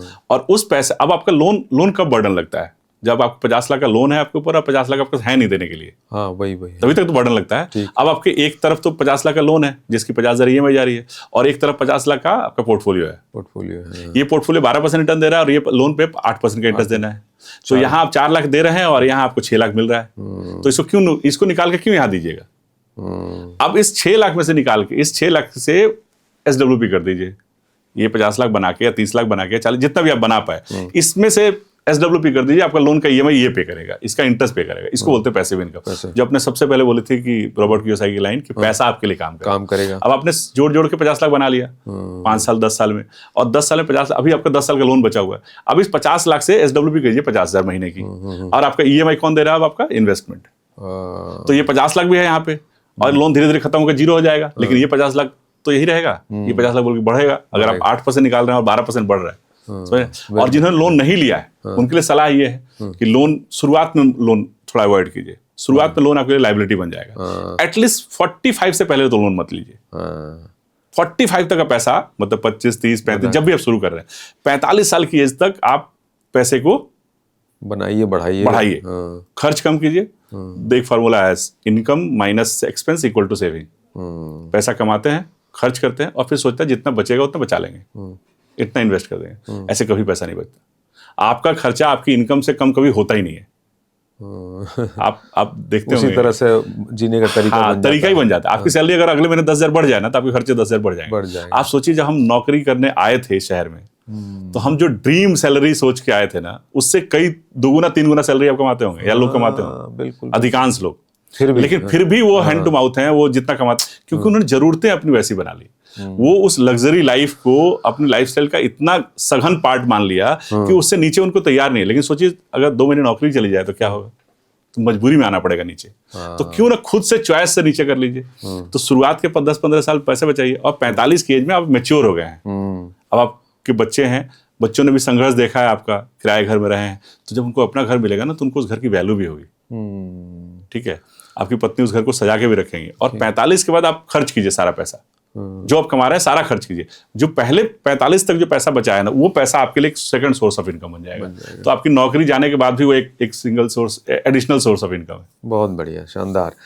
एक चीज़ और मैं जानना चाह रहा था कि अगर किसी ने लोन लिया है, और कुछ लोग मैं देखता हूँ कि लोन को क्या करते हैं कि वो पार्ट पे करते हैं, मतलब कुछ अमाउंट देते, जैसे जो ईएमआई दे रहे हैं दे ही रहे हैं, बट बीच बीच में कभी 2 लाख दे दिया, कभी 4 लाख दे दिया। हाँ, तो वो देना सही है या वो नहीं करना चाहिए? उसी पैसे को बोल रहा हूँ मैं, उसी पैसे को आप इक्विटी मार्केट में लगाइए, म्यूचुअल फंड उधर मत दीजिए, उस पैसे को म्यूचुअल फंड लगाइए, कहीं इन्वेस्ट कर दीजिए। वो पैसा आपके लिए बैकअप क्रिएट कर रहा है। वो तब तक पे कीजिए जब तक आप लोन पे करते हैं। आपका लोन 40 लाख बचा हुआ है, 50 लाख लिया था और 10 साल बाद 40 लाख बचा हुआ है, तो आप 5 लाख 2 लाख करके आप 40 लाख तो पे करने ही वाले हैं। तो इस 40 लाख को उधर देने की वजह आप दे, अगर आपका 50, मान लीजिए 40 लाख लोन बचा हुआ, 40 लाख रुपए आपके पास आ गए, या 3-4 साल में आ जाएंगे, और आके आप लोन पे कर, तो आपके पास क्या होगा? ना पैसा होगा ना लोन होगा, लोन खत्म कर देंगे आप।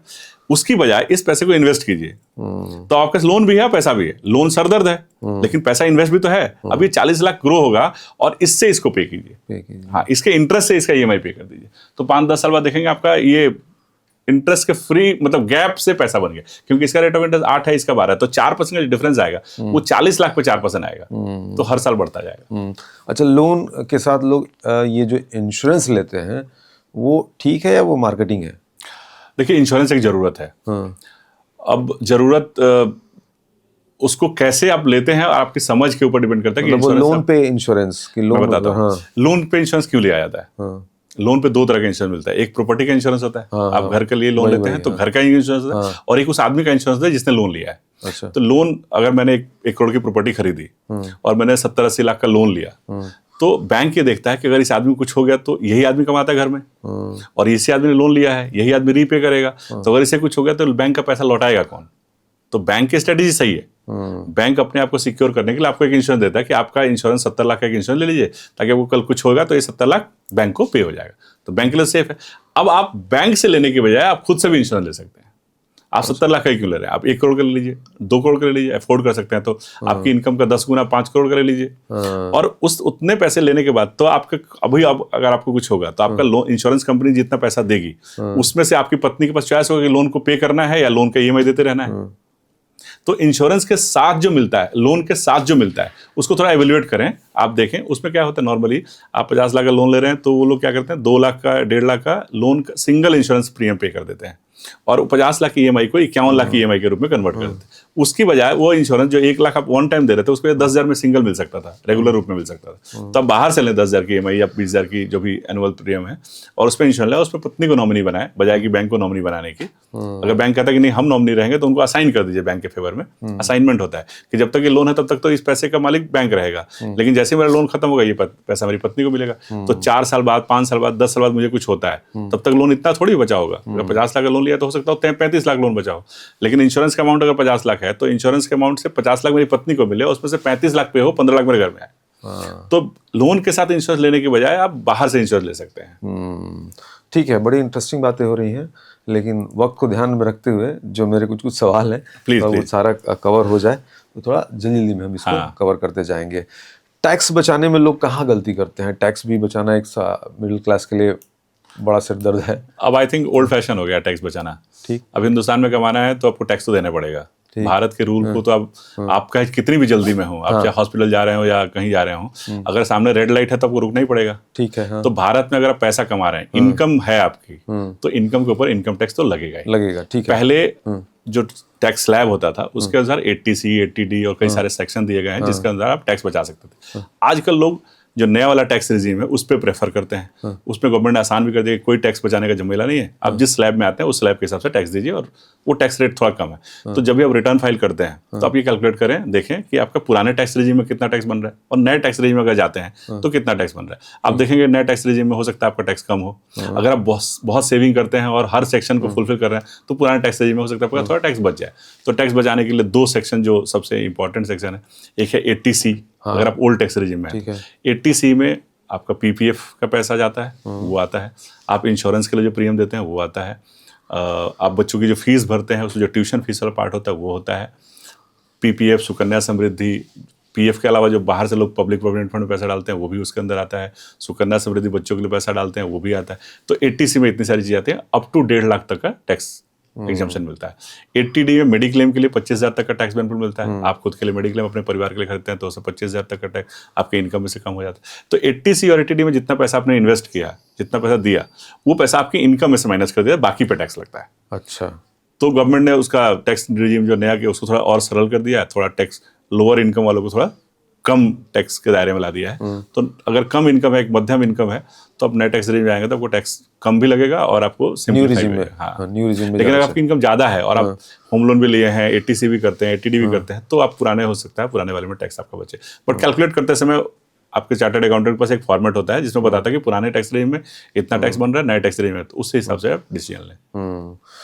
थोड़ा सा मुझे मेडिक्लेम और टर्म इंश्योरेंस इसके बारे में बताइए कि ये लेना सही है, लेना चाहिए? लेना सही है मतलब इसमें चॉइस नहीं है, लेना ही चाहिए। अच्छा, आप गाड़ी खरीदते हैं, आप बोलते हैं कि इंश्योरेंस मुझे कराना है, नहीं कराना है, तो देगा ही देगा, रूल है, कराना ही पड़ेगा, है ना। तो जैसे गाड़ी आप बिना इंश्योर्ड हुए आप नहीं निकाल सकते सड़क पे। एक आदमी बिना इंश्योर्ड हुए घूम रहा है, 1 महीने का 2 लाख कमाने वाला आदमी, लाख रुपए कमाने वाला आदमी बिना इंश्योरेंस से घूम रहा है, और जब इंश्योरेंस एजेंट फोन करता है उसको तो उसको लगता है कि चेप रहा है मुझे, क्योंकि मुझे अवेयरनेस नहीं है। इंश्योरेंस मेरी नीड है। देखिए, इंश्योरेंस एजेंट अपने घर से निकला, मैं तो इंश्योरेंस का काम बहुत प्रोमिनेंटली करता रहा हूँ, और अब चूंकि इन्वेस्टमेंट की बात है, लोग इंश्योरेंस की बात सुनना नहीं चाहते, इसलिए हम बोलते नहीं है, कम बताते हैं।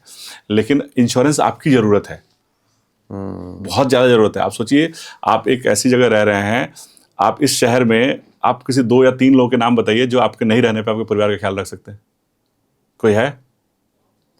कौन रख पाएगा? थोड़े टाइम के लिए भले कोई साथ दे ले, लेकिन फुल टाइम तो कहते हैं पैसे से मतलब रिश्ते निभते हैं, और पैसे ना हो ना तो लोग रिश्ते तोड़ देते हैं। तो इंश्योरेंस ऐसे मुसीबत समय में इंश्योरेंस से बड़ा सपोर्ट कुछ नहीं है। आप एक कंपनी को 20,000, 25,000, 50,000, लाख रुपए दे रहे हैं, उसके बदले में वो आपको 10 लाख, 20 लाख, 50 लाख, 1 करोड़, जितने का भी इंश्योरेंस लिया है आपने, अलग अलग तरीके का इंश्योरेंस है, बहुत लंबा चैप्टर है। लोगों को लगता है कि इंश्योरेंस पॉलिसी बाजार पे जाके देख लेने से इंश्योरेंस समझ में आ जाएगा। अरे 2-3 महीने तो उसकी IRD की पढ़ाई होती है, तब जाके एग्जाम होता है, तो वो लोग क्वालिफाई होकर एजेंट बनते हैं। वो भी इंपॉर्टेंट नहीं, इंपॉर्टेंट है उसके बाद इंश्योरेंस कैसे क्लेम किया जाता है, इंश्योरेंस में क्या क्या। इंश्योरेंस बहुत डीप सब्जेक्ट, जैसे इन्वेस्टमेंट डीप सब्जेक्ट है, इंश्योरेंस बहुत डीप सब्जेक्ट है। जो लोग नहीं समझते हैं वो इसको ऐसे बोलते हैं कि इंश्योरेंस तो मतलब किसी ने चेप दिया। हो सकता है आपको चेप दिया गया हो, इसलिए आपका अनुभव खराब रहा हो। इंश्योरेंस से बड़े आप बताइए, मैं एक एग्जाम्पल पूछता हूँ आपसे, आपके पास 1 करोड़ का वर्थ है, आप 1 करोड़ के मालिक हैं, आज आपके 2 बच्चे हैं, आपके नहीं रहने के बाद ये 1 करोड़ 2 लोगों में बटेगा, कितना कितना मिलेगा? 50-50। इंश्योरेंस एक टूल है जिससे आप दोनों बच्चों को 1 करोड़ दे सकते हैं। इंश्योरेंस को लोगों को समझ नहीं आता है। इंश्योरेंस से आप अपने पैसे को आप मल्टीप्लाई कर सकते हैं, अपने धन को। मुझे अगर कल कुछ हो जाए, मैंने 1 करोड़ का इंश्योरेंस करा रखा है, मैं उसके लिए मान लीजिए 1 लाख 2 लाख जो भी प्रीमियम देता हूँ, तो ये मेरे 1 करोड़ की नेट वर्थ है, और मैंने 1 करोड़ का इंश्योरेंस ले लिया। इंश्योरेंस मैंने 1 करोड़ दिया नहीं है, मैंने 10, 20, 50 हज़ार दिया है, इस 1 करोड़ में से निकाल दिया, तो मेरा यहाँ 99 लाख समथिंग हो गया। और ये इसके बदले मैंने 1 करोड़, अब मुझे अगर कल कुछ हो जाए, कुछ नहीं होगा तो ये पैसा मेरा वेस्ट है, अगर टर्म इंश्योरेंस लिया है तो। सेविंग वाला लिया है तो ये मैच्योरिटी के रूप में मिलेगा। अब अगर मुझे कुछ होता है तो मेरे इंश्योरेंस से 1 करोड़ मिलेगा, और मेरे पास जो 99 लाख था वो मिलेगा, तो मेरी फैमिली को 2 करोड़ मिलेगा ना, 2 करोड़ होगा, दोनों चॉइस कर लेंगे। आधी संपत्ति बांट लेंगे, आधा पैसा बांट लेंगे। और पैसा बांटना हमेशा ईजी होता है। मेरे एक क्लाइंट है, उनके 3 बच्चे हैं, उनके पास 4 प्रॉपर्टी है, एक घर जिसमें रहते हैं और 3 उन्होंने लाला इन्वेस्टमेंट कर रखा है कि ये तीनों बच्चों को ऐसे दूंगा। एक घर सड़क के किनारे है, उसकी कीमत अलग है। एक सड़क के अंदर, मतलब गली अंदर गली में है। आप बताइए, अगर डेथ हो गई और तीनों बच्चे आपस में नहीं लड़ेंगे कि मुझे सड़क वाला चाहिए, अंदर वाला चाहिए। एक फैक्ट्री है, तो कोई बोलेगा नहीं फैक्ट्री मुझे चाहिए, कोई बोले मुश्किल है। उसको अगर वो उस संपत्ति के बराबर का एक इंश्योरेंस पॉलिसी ले लें, और साथ में उनके डेथ के बाद उनको कुछ पैसा मिले उनके परिवार को, ठीक है, तो अब आपका 3 प्रॉपर्टी है और कुछ कैश है, तो बोलेंगे तीनों की वैल्यू लगाओ और जो डिफरेंस अमाउंट हो कैश से पूरा कर लेते हैं। बिल्कुल, आपको तीनों प्रॉपर्टी किसी को लेना, तीनों ले लो और बदले में पैसे दोनों लोग बांट लें। तो इंश्योरेंस बहुत अच्छा चीज है, उसको यूज करने आना चाहिए। कोई भी चीज, पानी भी है, पानी अगर आप उसको यूज करने आप लोग वेस्ट कर रहे हैं, तभी तो गवर्नमेंट को लिखना पड़ रहा है बार बार कि जल जीवन है, बचाइए। क्यों? क्योंकि लोगों को यूज नहीं करने आ रहा। आप किसी भी चीज को अगर यूज नहीं करेंगे तो वो बाद में कम पड़ जाएगा। अच्छा, वैसे अगर समझना चाहेंगे, जो आपने बोला कि इंश्योरेंस एक सेविंग वाला है और एक अगर टर्म इंश्योरेंस है तो वो तो वैसे ही लैप्स हो जाएगा, खत्म हो जाएगा। इंश्योरेंस के बारे में बताता हूँ आपको। इंश्योरेंस की शुरुआत कैसे हुई? एक गांव था, नदी किनारे गांव था, मतलब मैं ऐसे हुआ होगा कि पता नहीं, लेकिन हम एक कहानी के रूप में इसे समझते हैं। एक नदी था और नदी के बगल में एक गांव था। उस गांव में मतलब मान लीजिए 100 घर थे। तो अक्सर बरसात के दिन में बाढ़ आता था या खूब तेज बारिश होती थी और 1-2 घर टूट जाते थे। तो गांव के लोग चंदा इकट्ठा करते थे और उस आदमी को सपोर्ट करते थे घर बनाने के लिए। ठीक है। आप इस्लाम धर्म को अगर जानते हैं तो उसमें जकात और खैरात का एक मॉडल है। कि एक आदमी को, अगर कोई नीडी आदमी मतलब किसी के देहांत हो जाए तो उसकी पत्नी को, बेवा जिसको बोलते हैं उनको, उनके टर्म में, कि पूरा मोहल्ला जकात के रूप में पैसे इकट्ठा करता है और उसको खैरात के रूप में दिया जाता है। एग्जैक्ट क्या है मैं थोड़ा हो सकता है गलत हूँ, बट ऐसे ही कुछ मॉडल है। तो इंश्योरेंस भी कुछ इस तरह से शुरू हुआ कि 100 लोग मिलकर उस जिसका गाँव में जिसका घर टूट गया था उसको कंट्रीब्यूट करते थे। ठीक है। हर साल 1-2 घर टूटते थे तो लोग थोड़ा थोड़ा पैसा इकट्ठा करके और देते थे। ये पोस्ट पेड प्लान था। मतलब टूटता था घर, फिर पैसे इकट्ठे होते थे, फिर उसको दिया जाता था। तो अब लोगों ने सोचा कि बरसात आने से पहले क्यों ना हम फंड इकट्ठा कर लें, किसी न किसी का घर तो टूटना ही है। तो जो सबने थोड़ा थोड़ा पैसा इकट्ठा किया और उस पैसे से एक कॉर्पस बना। और अब ये हुआ कि जिसका घर टूटेगा उसको अगले दिन पैसे दे दिया जाएगा। इस तरह से ये इंश्योरेंस बेसिकली। हिंदू धर्म में तो जकात खैरात का मॉडल है नहीं है, तो हिंदू धर्म का आदमी को तो इंश्योरेंस लेना ही चाहिए। तो ये अब आता है कि इंश्योरेंस में हिंदुस्तानी आदमी पैसा दे और ना मरे और पैसा ना मिले। हाँ, ये मतलब वही तो आदमी को चुभता है। ये बेसिकली टर्म इंश्योरेंस है कि मैं 1 करोड़ का इंश्योरेंस लेता हूँ, उसके लिए मैं 20,000 प्रीमियम दे रहा हूँ। मुझे कुछ हो जाएगा तो मेरी फैमिली को 1 करोड़ रुपये मिलेगा। लेकिन जब टर्म खत्म हो गया, 15 साल, 20 साल, 25 साल के बाद पॉलिसी खत्म, मैच्योरिटी आ गई तो और मैं उस बीच नहीं मरा, तो वो पैसा मेरा वेस्ट हो गया। हमें लगता है वेस्ट हो गया। बेसिकली प्रोटेक्शन की कीमत थी। आपने गाड़ी खरीदी और 10 साल तक इंश्योरेंस प्रीमियम भरा और 10 साल तक गाड़ी आपका कभी एक्सीडेंट नहीं हुआ, कभी स्क्रैच भी नहीं आई, तो अच्छी बात है ना ये। तो हमें वो इंश्योरेंस का पैसा वापस चाहिए। क्यों चाहिए? वो इंश्योरेंस कॉस्ट था उसको। अगर उस 10 साल में कभी भी चोरी हो जाता, एक्सीडेंट हो जाता, तो मुझे इंश्योरेंस कंपनी क्लेम देती। तो ऐसे ही अगर मैं मर जाता 20, 25, 30 साल में, जितने दिन का इंश्योरेंस लिया, तो मेरे परिवार को एक प्रोटेक्शन मिलता। तो ऐसा भी तो इंश्योरेंस होगा कि वो पैसे सेव भी रहे। हाँ, तो ये हुआ टर्म इंश्योरेंस। इसको बोलते हैं टर्म, जिसमें आप पैसा देते हैं वो सबसे लो कॉस्ट होता है। मतलब मान के चलिए कि 0.5% प्रीमियम होता है। 1 करोड़ की पॉलिसी का प्रीमियम ज्यादा से ज्यादा, अगर आपकी एज कम है, 30-35 है, तो मुश्किल से 12, 15, 20 हज़ार रुपये होगी। ठीक है। अब आता है कि इंश्योरेंस में एक आदमी जो पैसा दे रहा है, मरा नहीं तो पैसा ना मिले, तो उसमें सेविंग एलिमेंट को जोड़ दिया गया। इसको बोलते हैं ट्रेडिशनल सेविंग। जो LIC की पॉलिसीज होती, जो प्रचलित पॉलिसीज हैं, उसमें यही होता था कि आप अगर नहीं, आप एक इंश्योरेंस तो है कि आपको डेथ होगी तो पैसा मिलेगा, लेकिन अगर डेथ नहीं होगी तो ये पैसा इंटरेस्ट के साथ हम आपको वापस दे देंगे। उससे ही पहले आते हैं, एक आता है रिटर्न ऑफ प्रीमियम के साथ, कि आप 15,000 दे रहे हैं, कुछ नहीं मिलेगा, आप इसको 25,000 दीजिए तो हम आपका पैसा वापस कर देंगे। ये रिटर्न ऑफ प्रीमियम हो गया। आप बोलते हैं कि नहीं, आप 80,000 दे दीजिए तो हम आपको इस पैसे को इंटरेस्ट जोड़ के दे देंगे। अगर वो पैसा किसी गवर्नमेंट सिक्योरिटीज में लगाया जाए तो उसको बोलते हैं ट्रेडिशनल इंश्योरेंस, जिसमें मतलब पोस्ट ऑफिस, बैंक FD और इसके आसपास से या उससे 0.5% कम का रिटर्न मिलता है। अगर बैंक के FD का रिटर्न 7% है, टैक्सेबल है, टैक्स हटा दीजिए तो लगभग 5.5-6% आता है। तो 5.5-6% का LIC की पॉलिसी रिटर्न दे देती हैं। उससे ज्यादा ही देती हैं। कुछ कुछ ऐसी पॉलिसी जो अपने सही एज में सही तरीके से प्लान करके लिया है तो 7 से 7.5-8% रिटर्न देता है। LIC की, मुझे याद है, LIC की जीवन श्री पॉलिसी आती थी 1991 में, 2001 तक चली थी। वो पॉलिसी आज 9.78% का रिटर्न देती है। मतलब उसमें 25,000 प्रीमियम देते थे लोग 16 साल तक, और 25वें साल कुछ 19,87,000 रुपये मिले। 24,000, मतलब उसका एनुअल प्रीमियम था 24,000 रुपये। 24,000 रुपये 16 साल तक गया, 9 साल आपने वेट किया और उसमें मैच्योरिटी पे 19,87,000 मिलते हैं। आप रिटर्न कैलकुलेट कीजिएगा तो 9% से ज़्यादा का रिटर्न आएगा, और वो 9% टैक्स फ्री रिटर्न है। साथ में बीच में 10 लाख का इंश्योरेंस कवर होता था, तो उसमें थोड़ा पैसा ज़्यादा गया। मतलब उसमें प्रीमियम 2.5% या 5% के आसपास। बेटर कौन सा रहता है, वो लेना या ये लेना? तो जो आदमी सेविंग में पैसे डालता है, बैंक में FD करता है, वो इस तरह की पॉलिसी ले सकता है, उसको 7-8% रिटर्न मिल जाएगा। जो पैसा, एक इंश्योरेंस और होता है जिसको बोलते हैं यूलिप। अगर उस पैसे को आप गवर्नमेंट सिक्योरिटी वाले इन्वेस्टमेंट में नहीं डालना चाहते, इक्विटी मार्केट वाले इन्वेस्टमेंट डालते हैं, तो वो इंश्योरेंस और इक्विटी मार्केट के इन्वेस्टमेंट को, मतलब जो पैसा आपने दिया उसमें इंश्योरेंस पैसा काटने के बाद बाकी पैसे को मार्केट में लगा दिया, उसको बोलते हैं ULIP, unit link insurance policy. एक आता है ट्यूलिप, टर्म इंश्योरेंस और यूलिप को मिक्स कर दिया, उसको बोलते हैं ट्यूलिप। तो इंश्योरेंस बहुत सारी वैरायटी है। आप किस एज में है, कितना कमाते हैं, आपका गोल क्या है, उसके हिसाब से आपको इंश्योरेंस का चयन करना चाहिए। इट्स बेसिकली मतलब आपके पर्सनल फाइनेंस के ऊपर डिपेंड करता है। अगर आप सारा पैसा इक्विटी में डाल रहे हैं तो आपको कुछ पैसा ट्रेडिशनल में डालना चाहिए, जो एक सेंस ऑफ सिक्योरिटी देता है। मैं कहता हूँ कि आपके घर का इंटीरियर कितना अच्छा है, उससे इंपॉर्टेंट है आपके घर में पिलर कितना मजबूत है। तो ये इंश्योरेंस ना पिलर की तरह काम करता है। वो बेसिक फाउंडेशन है फाइनेंशियल प्लानिंग का, वो सबसे ज्यादा होना चाहिए। अगर आप अपनी पत्नी को 1 करोड़ देना चाहते हैं तो आप SIP जरिए कर लीजिए, SPPF कर लीजिए, कोई भी इन्वेस्टमेंट कर लीजिए, आप स्टॉक खरीदना शुरू कर दीजिए, बिटकॉइन करना शुरू कर, तो ये आज सोचा है आपने, बनने में कुछ तो टाइम लगेगा। अगर ज्यादा अच्छा रिटर्न देगा तो हो सकता है 5 साल में बन जाए, 10 साल में बन जाए, 15, मतलब इट डिपेंड, इतने साल बाद ये बनने वाला है। तो ऐसा, लेकिन श्योर है क्या कि बनी जाएगा? इस बीच में बहुत कुछ हो सकता है, बिल्कुल। ये श्योर नहीं है। तो आप श्योरली 1 करोड़ देना चाहते हैं, क्या कर सकते हैं? Take insurance policy. मैंने 1 करोड़ का इंश्योरेंस ले लिया, अब मैं सेविंग शुरू कर रहा हूं, तो मैं, मुझे कुछ हो भी गया तो भी मेरी पत्नी को 1 करोड़ मिलेगा, और कुछ नहीं हुआ तो मैं तो बना ही लूंगा। इंश्योरेंस आपको सेफगार्ड करता है, इंश्योरेंस श्योर करता है। आप देखें, हर बड़ी चीज का इंश्योरेंस होता है। माइकल जैक्सन अपने गले का इंश्योरेंस कराया था, हमने पैर का इंश्योरेंस कराया था, रोनाल्डो ने अपने पैर का इंश्योरेंस, जो आपके घर में सबसे इंपॉर्टेंट चीज है ना, उसका इंश्योरेंस करा दीजिए। IPL के मैच तक का इंश्योरेंस होता है कि बारिश हो जाएगी या किसी वजह से मैच रद्द हो जाएगा तो स्पॉन्सर को नुकसान ना हो। हम अपना नुकसान नहीं देखते। बड़ी बात आपने बताई, और देखने का नजरिया अगर बदल जाए तो वही चीज कितनी इंपॉर्टेंट हो जाती है। मारुति, अगर आपके पास मारुति 800 है या एक हीरो होंडा मोटरसाइकिल है, उसकी कीमत 50,000 या 2 लाख या 3 लाख है, तो उसका इंश्योरेंस नहीं करेंगे चलेगा। लेकिन अगर मर्सिडीज है, BMW है और 50 लाख 1 करोड़ 2 करोड़ का है, तो उसका इंश्योरेंस लोग जरूर कराते हैं। ऐसा नहीं है कि जो मर्सिडीज एक चला रहा है वो दूसरा नहीं खरीद सकता है, लेकिन वो उसका इंश्योरेंस ध्यान से कराता है, क्योंकि 50 लाख का लॉस है वहां पे। तो आप अगर कम कमाते हैं तो आपका इंश्योरेंस नहीं हो चलेगा। आप नहीं रहे तो आपके परिवार को क्या ही नुकसान हो गया, आपको ऐसे ही नहीं कमाते थे। लेकिन अगर आप ठीक ठाक कमाते हैं तो आपका ठीक ठाक इंश्योरेंस होना चाहिए, क्योंकि आपकी फैमिली को बहुत बड़ा लॉस होने वाला है आपके नहीं जाने से। वो कहते हैं मुर्गी इंपॉर्टेंट है, अंडा अंडा इन्वेस्टमेंट है, आपकी बचत है, इनकम है। अंडा आप कमा के जो आपने लाया घर, वो अंडा है, आप मुर्गी हैं। तो आप प्रीशियस है ना सर, बिल्कुल। आपका इंश्योरेंस ज्यादा होना चाहिए। हम अपने घर का इंश्योरेंस कराते हैं, अपनी गाड़ी का इंश्योरेंस कराते हैं, अपनी फैक्ट्री का इंश्योरेंस कराते हैं, अपने स्टाफ का इंश्योरेंस कराते हैं, अपने मतलब हर चीज का इंश्योरेंस कराते हैं। मोबाइल तक का लोग इंश्योरेंस कराने लगे।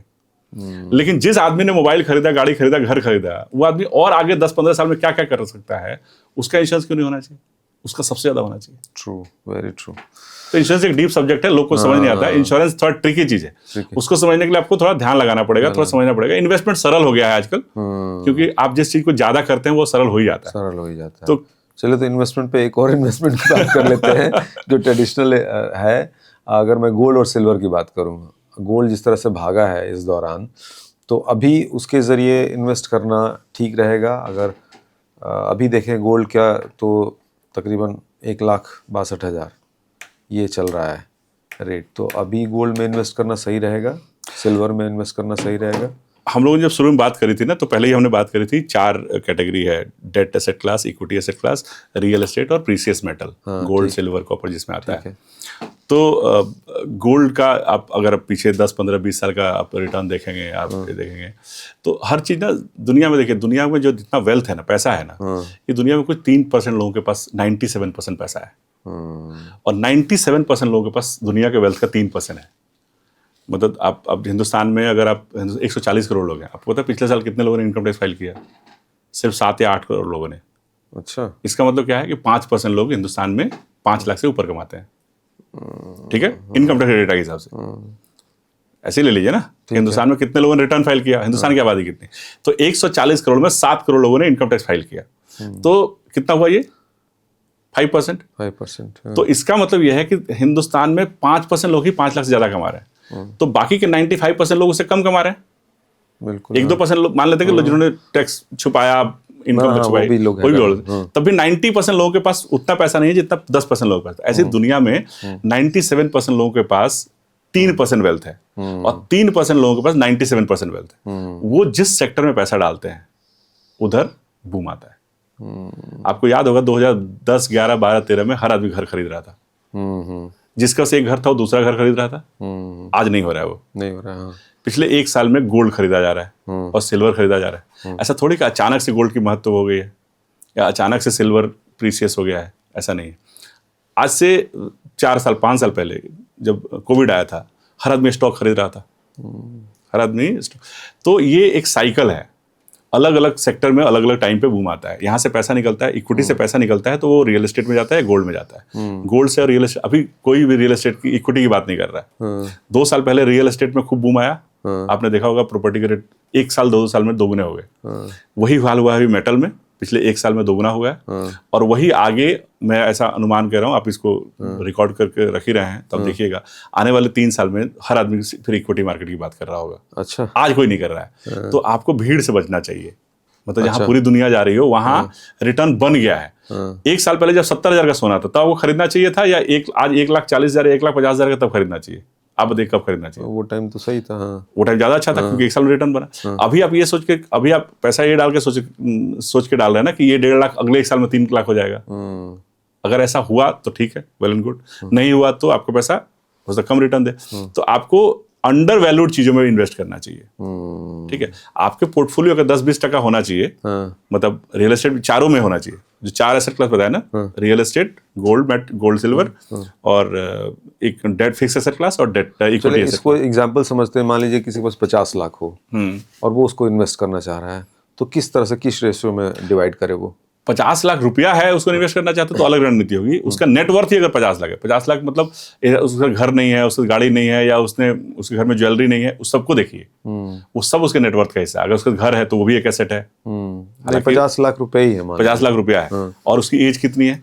और एज मान लीजिए 40 हो। 40 है। बच्चे कितने बड़े हैं? बच्चे भी मान लीजिए कि अभी पढ़ रहे हैं, 10th 12th में होंगे। क्या करता है वो आदमी? जॉब, नौकरी करता है, बिजनेस करता है? जॉब। क्या सैलरी होगी उसकी? मान लीजिए 2 लाख के आसपास। घर का महीने का खर्चा कितना है उसका? लाख, 1.25 लाख के आसपास। ठीक है, तो अब ये कुछ चीजें हो गई। उसकी नौकरी कैसी, सरकारी नौकरी है, प्राइवेट नौकरी है, या किसी प्राइवेट खास है। सेक्टर में नौकरी करता है? प्राइवेट मान लेते हैं। नौकरी की स्थिरता कितनी है, मतलब उस सेक्टर में वो एक्सपर्ट आदमी है, मतलब वो ऐसा है जिसको नौकरी में छटनी होगी तो वो इररिप्लेसेबल है, ये या कुछ नहीं बता कोई सकते। Middle class? नहीं, एक होता है ना, एक कंपनी में की पर्सन होता है कि भाई इसके बिना तो काम नहीं चलेगा, तो उसका छट्टी नहीं होता। तो ये सब फैक्टर पे आपको प्लानिंग करनी चाहिए। तो अब आपको अपने बच्चों के लिए देखिए, पहले तो अगर आपको बच्चे 10th या 12th में उस आदमी के, तो अगले साल या 2 साल में उसको पैसों की जरूरत पड़ने वाली है उसकी पढ़ाई के लिए, बच्चों का। तो वो उसको लॉन्ग टर्म इन्वेस्टमेंट के लिए सारा पैसा डालने के, कुछ पैसा ऐसी जगह रखना चाहिए जिससे उसके बच्चों की पढ़ाई के समय, बच्चा 12th करे, कहते हैं बच्चा फेल होता है ना तो उसका 1 साल खराब होता है। अगर उस दिन बाप फेल हो जाए ना तो उसका जीवन खराब हो जाता है। बच्चा फेल हो जाएगा तो फिर पढ़ लेगा 1 साल, अगली बार दोबारा एग्जाम दे देगा।